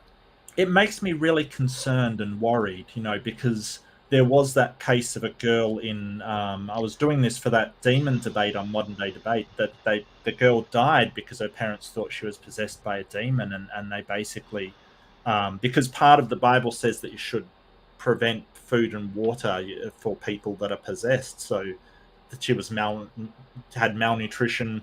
Her mother tried to get the demon out by putting a hand down her throat, and she died. I think it was Sao Paulo from memory. I think. And we've had issues with that in the United States as well. Well, that was in the United States. I can't remember the name. It was in Southern California somewhere. Sorry, Pat. Go ahead. No, I'm just saying this is the issue with where do we allow a total freedom of religion when it has demonstrable harm on other people? The story that the Exorcist was based on, Annalise Michael, that was that was in Germany. Situation. And but that lasted for like 9 months or something. They starved her, doing constant exorcisms. It was horrendous. And it's interesting, Knock, that you said like the Catholic Church doesn't allow them anymore. And it's like, yeah, they do. You have to get a lot of like high level permission from like the archdiocese and things like that, but they do still do them, which is frightening. I think they also turn a blind eye to it as well. Oh yeah, absolutely. I mean, if it's done on a local level, they don't have a problem with it. I think there's bigger things that the Catholic Church turn a blind eye to be honest. Yeah, I think it's more they turn a blind eye to it, because I was reading like there was this long exorcism. This one priest had like 2 deaths within 6 months. It's like late 60s, early 70s, and the institution, said that they were gonna no longer do that practice, but people do it. They just turn a blind eye to it. Because I mean, it's like I said earlier, it can be very deadly. Like you're talking about a process of torture. Basically, you're not feeding these people. You have them strapped down against their will. I mean, it's horrific. Once you really learn about what goes on in a Catholic exorcism. Now, what Bree was talking about, religious counseling, that's something completely different. Oh yeah, and the religious counseling, you can get diagnosed with demons, no doubt. Your religious counselor, if they're not good at what they're doing, they can you could be led astray. So definitely take that into consideration, because they could call your hallucinations demonic manifestations, things like that. Yeah. But there is actually a secular diagnosis of possession syndrome, which is I think it comes under dissociative disorders, where you believe that you're possessed, kind of thing. Like you have a delusion where you're possessed. So we acknowledge that some of these are not just them saying, "Hey, you're possessed." It's actually a delusion. So what can you say about when your counselor is contributing to the delusion? Like, what kind of a state are we in where the person who's supposed to be helping you with your mental health is actively contributing to the detriment of it? And how does there's a semantic difference between the two types of possession, though, isn't there?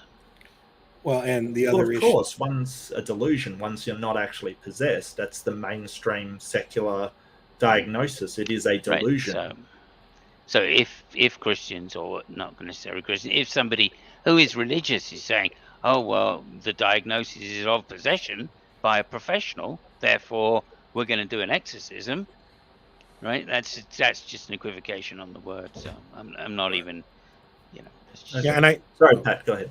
I was just going to say that if we look at it, you can't believe you're possessed outside of a cultural reference point, right? Regardless of if you have to have some cultural basis to believe a delusion of this type. Like, so it doesn't matter if you're Christian or Muslim or even like Buddhists, right? Like, there are other systems where people can be possessed by spirits that aren't Christian. But you have to have a cultural reference point for many of these psychological diagnoses and syndromes to actually exist. Because if you don't believe in spirits, you either have to create your own reference point, that there are shadows moving in my backyard. Let's just say you have no religious background, but if you have a predisposition to it, it's much more likely. So you don't have to go through the formal development of the psychosis where the shadows are alive. You just already have a cultural predisposition that everywhere it's dark and I don't know where things are, it's possibly a demon lurking there. So it makes these kind of attributions much more common if you have a solid cultural reference point for them. Just like believing in angels. If you don't have a cultural reference point for it, you don't believe in it, right? Guys with wings and ladies from wings descending from the clouds. But if you believe in it, all of a sudden they appear everywhere, and you can see an angel in burnt toast because you have a cultural reference for it. And just real quick, I started to doubt myself. I did a quick search. I'm really not seeing what I thought I would see, so I'm not sure. I'm actually seeing it looks like the Catholic Church does still do exorcisms. So, I just wanted to clarify that. Yeah. It's kind of one of those things where they don't do it until they kind of do. It's a bit weird because the level of sort of, for them to endorse it, it's got to be so high up approved. But there's sort of Catholic priests here and there still doing it kind of thing. So, but they will rarely ever approve one. So it's kind of, you have to have a doctor and stuff on him when they do them too. There's all kinds of rules they have to follow. Right. There is an office in the Vatican which is responsible for exorcism. I mean, it's that ridiculous. And of course, they have like an annual course do or something. Exorcisms. No. It's just that's what the office is called, No, evangelicals do exorcisms too. They just call it deliverance ministry. Yeah, deliverance. Right. Oh man, I've done videos on that. It's crazy. I just want to add one little thing, which is, evolutionary speaking, we are evolved to be superstitious. We are evolved to look for explanations even when there isn't any there. And that's where these things come from. You have to work hard on yourself to fight superstition in all its forms. Well, I mean, and you see things creep in. Like I've got to admit that I've done the, pushing the elevator button to make it come faster kind of thing. Like when you're in a hurry, you're like, and then you go, what am I doing? It's not coming faster. It's You're entertaining yourself. Thanks for laughing at me, but sure, yeah, or waiting for traffic lights or something. Swimming naked with a load of other people at night. Oh, look, I will defend that with my life. Thank you. That has cultural significance, is what I say about that. Just to clarify, I don't do the polar bear swim. I have done naked swims when I was a lifesaver. I got to admit. I will admit it on live camera, but it's not something that I would participate in. I think I've done a bit of skinny dipping in my time as well, but for different reasons.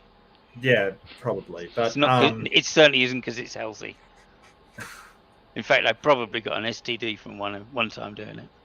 Oh, wow, that's too much information. All right, I'm gonna go for lunch. I'm gonna shut down the stream. Somebody said leave it open. Last time I left it open, all I heard was shouting from the other room, and I closed it down. So I'm not prepared to do that. I'm sorry. Here. You didn't just get here. You've been here for a while. What are you talking about? Pat. Oh, yeah, Pat. Sorry, Pat. It's fine. I just want to jump in and say hi because I enjoy your streams. And say hi to Simos, Funk, Bree, and say hi to everybody.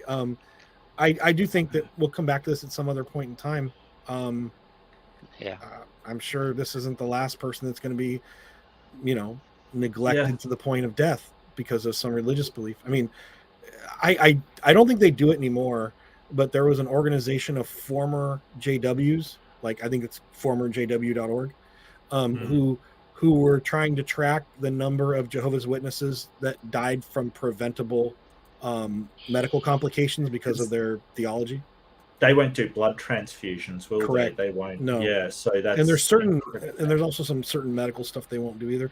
And I think there was also a similar group doing the same thing with Christian Science, because they don't believe in certain classes of antibiotics or certain medical interventions. I don't want to speak on it beyond just general, but I do know there were people tracking it, and I know that until recently, epidemiologists used to have sub-demographic data that had to do with,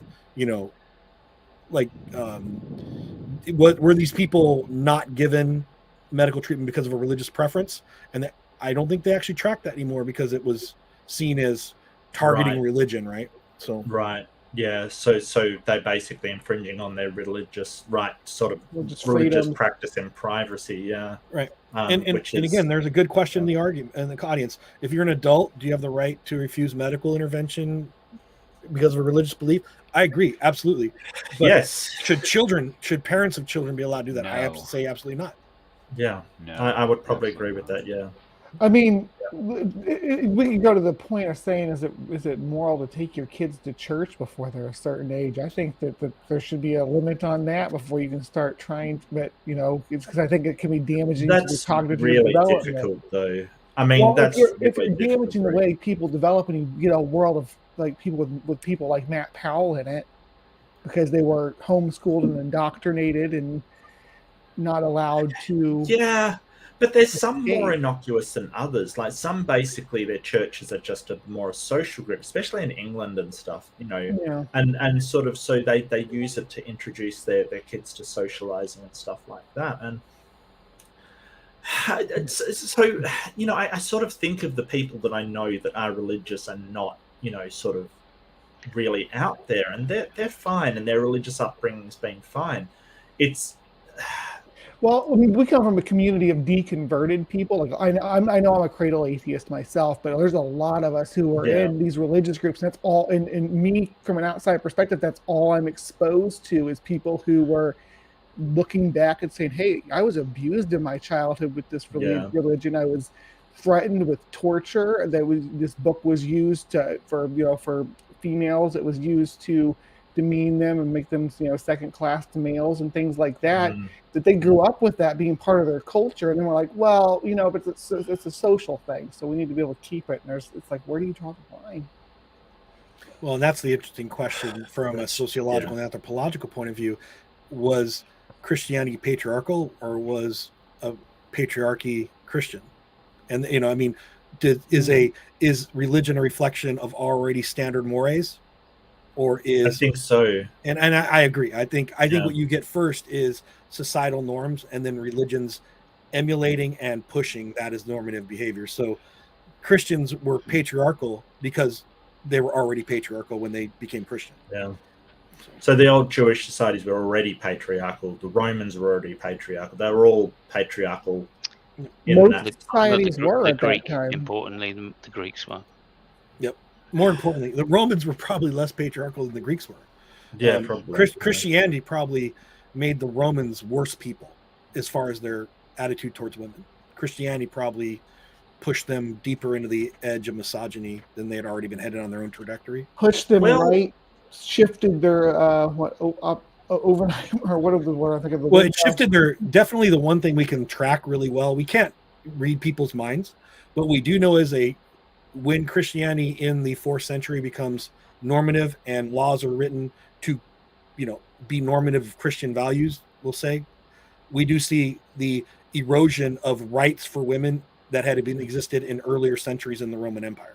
So women lose the right. Like one of the ones is divorce, right? Women lose that right. And if you got an asshole husband and you no longer can legally divorce, you're a piece of property again, right? That's just the reality of it. But as far as I understand it, the Roman women had rights if they were Roman citizens, but not so much if they weren't Roman citizens. This is so funny. And Mark was like, I'm going to wrap up. And Pat's like, nope, we're going to talk about ancient Roman. I know. I hate you, yes. No, I love you, man. It's awesome. It's awesome. Women in general had rights. There were different statuses of rights depending on who you were and how you were in the Roman Empire. Women that were freemen, again, not citizen. Like again, Caracalla, we can talk about that. He changes in 212. Everybody becomes a citizen, basically.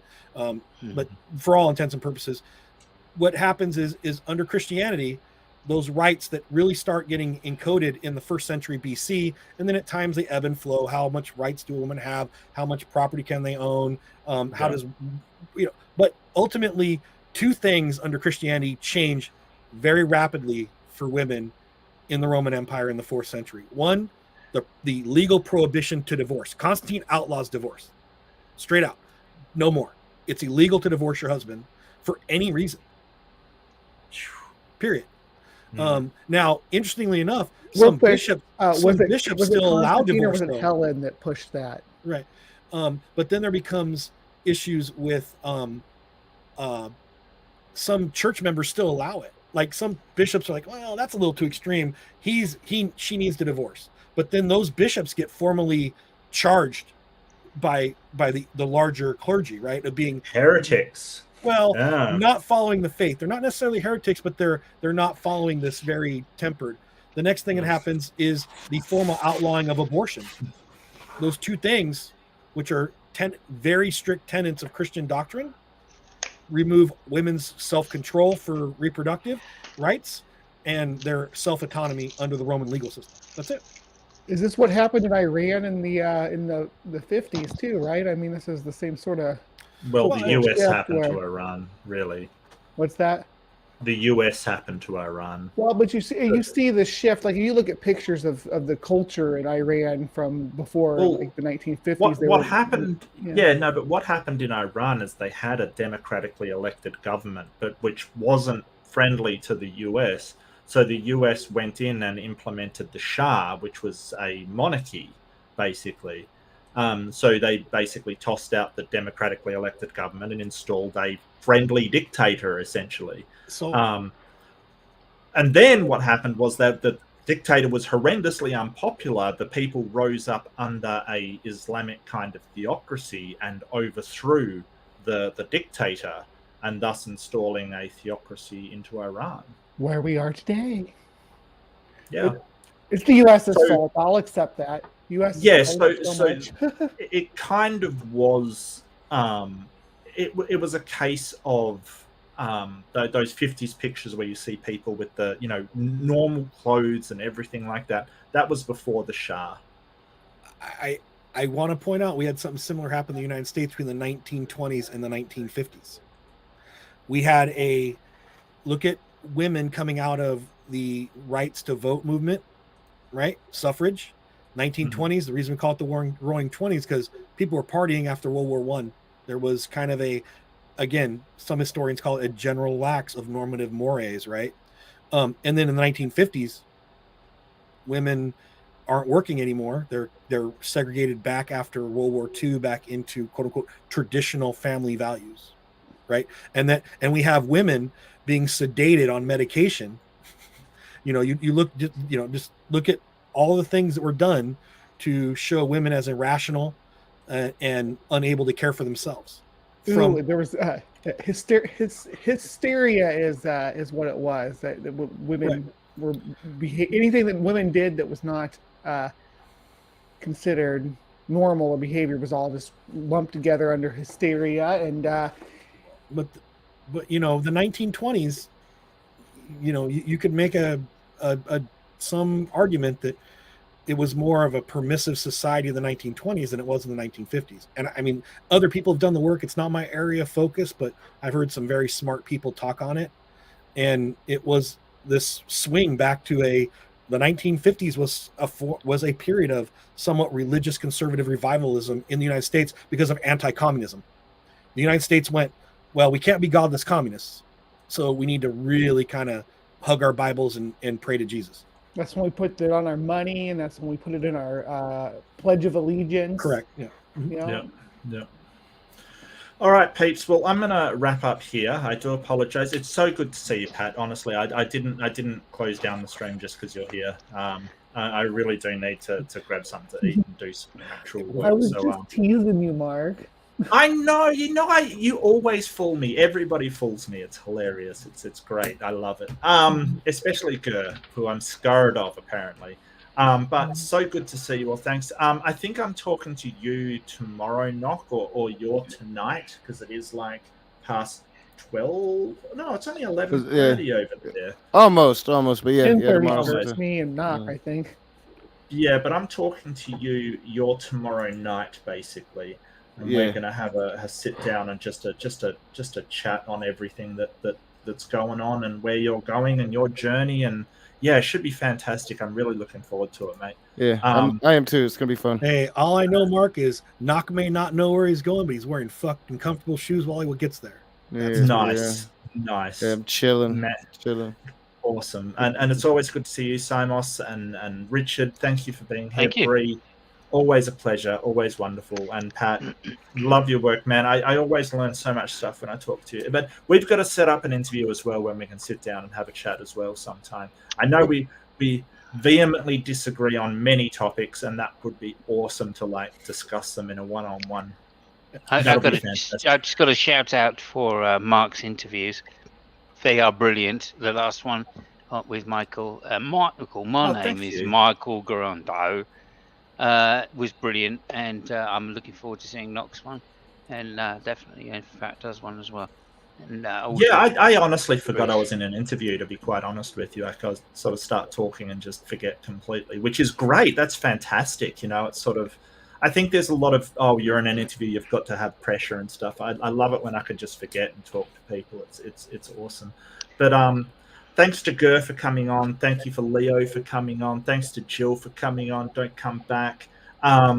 Thanks to P-Town. P-Town, what a guy. He rocked up. And I'm sorry if I'm forgetting anybody. I think Michael showed up but couldn't get a place, which I'm so sorry, mate. I did upgrade, but I should have done it earlier. I really apologize. But yeah, this has been great. Thank you all so much. I've really enjoyed it.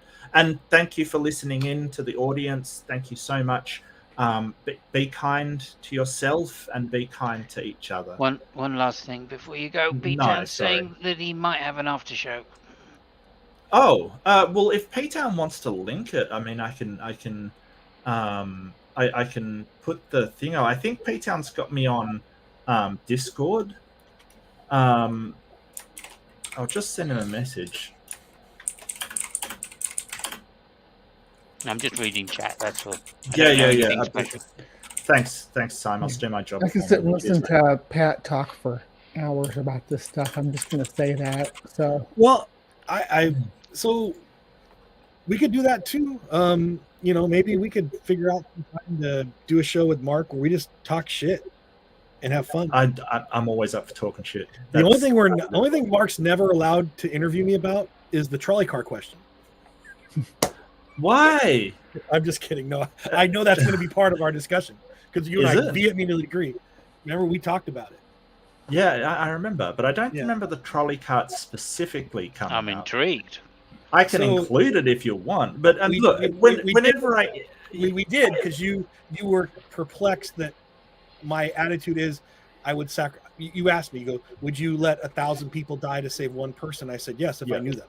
Like I have this, I'm not this, and I'll just be honest about it. Like when I prioritize, like when you run into a burning building, like, see, a lot of people can't say in their life experience that they've run into a burning building. I can, right? And there's certain things I look for. Like I prioritize kids over adults. That seemed pretty reasonable to me. But also I prioritize people I could actually help versus those that were just expedient to help, right? I don't know why I'd have a problem with that. Well, but then also like this, we talked about this situation as well. Who do you save first? Someone you know or someone you don't know? And you said, I'd like to think that I would be objective. And I said, there's no fucking objectives about it with me. I save the person I know over the person I don't know in every scenario. We're emotional creatures. Exactly. I don't know why I'd have a problem with that, though. Maybe there was something else to it, because I don't know why I'd really have a problem with that. Well, and we also talked about, like, how many people, right? Like, oh, yeah. If you could save, like, 1,000 people, you'd save the one you know rather than 1,000. But we can get into this. I will hold you to that. I got to get you on, and we will discuss it in depth. So look forward to that.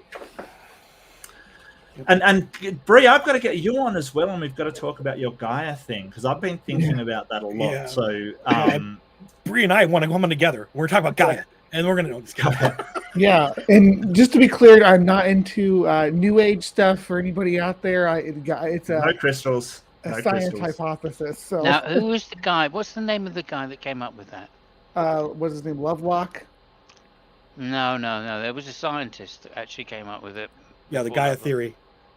Yeah, that's Lovelock, right? Mm-hmm. I think so. Don't know. But have a good day and take care. I'm giving you time because no, P-Town's getting a bit.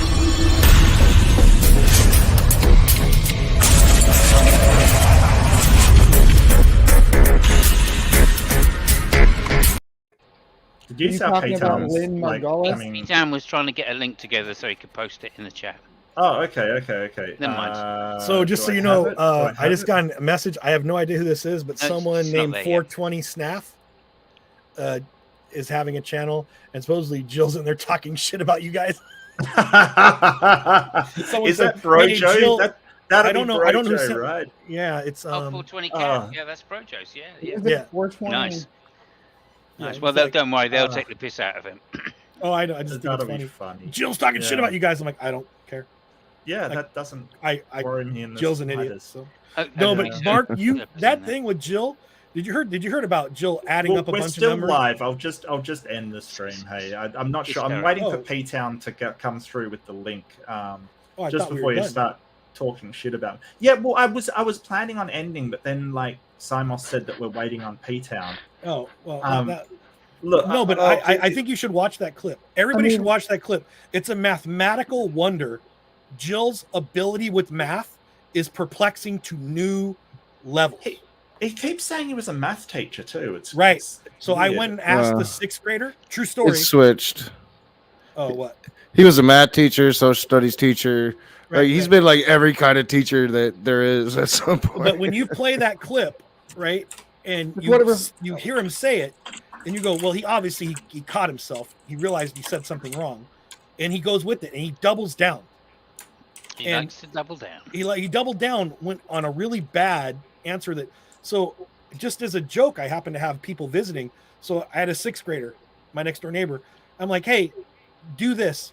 Tell me what the perfect square of all these numbers are. And she did it to 400. He couldn't do it to 11. Like, well, 9, because he thinks 11 is a perfect square. That's another issue entirely. That's the issue. Right. Also, he doesn't know what a product is. Right. Which is, I mean, I thought was the funniest thing going. I was embarrassed for him until I realized it was Joe. And then I went, Yeah. I'm not embarrassed for him. Let me just say this one as well. You'll find this especially funny, Pat, I feel. He doubled down on this, right? He said it 3 times because we couldn't believe he said it the first time, so we checked, and then we checked again.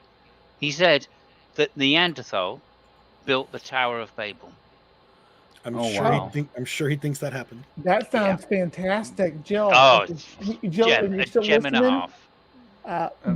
I'll talk to you about that in depth. I want to explore that idea and where that comes from. Aside from Jill getting free rent in everyone's mind because of ridiculousness, I'd actually like to hog up a few moments to talk about the title of this video that we're in right now, which I never really actually got to comment on.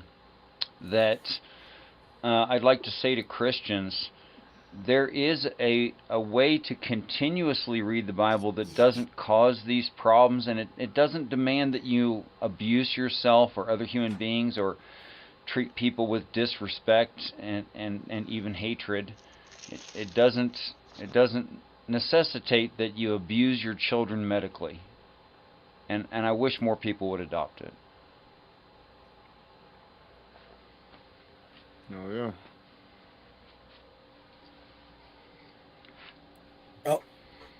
With that, we ready to go? Because Bree and I have to talk about Gaia theory. Yeah, P-Town isn't coming through. I'm sorry, people. I thought that he would send it through, but he isn't. So I'm just going to end the stream. And this is, I suppose, a bonus content for content for shit talking.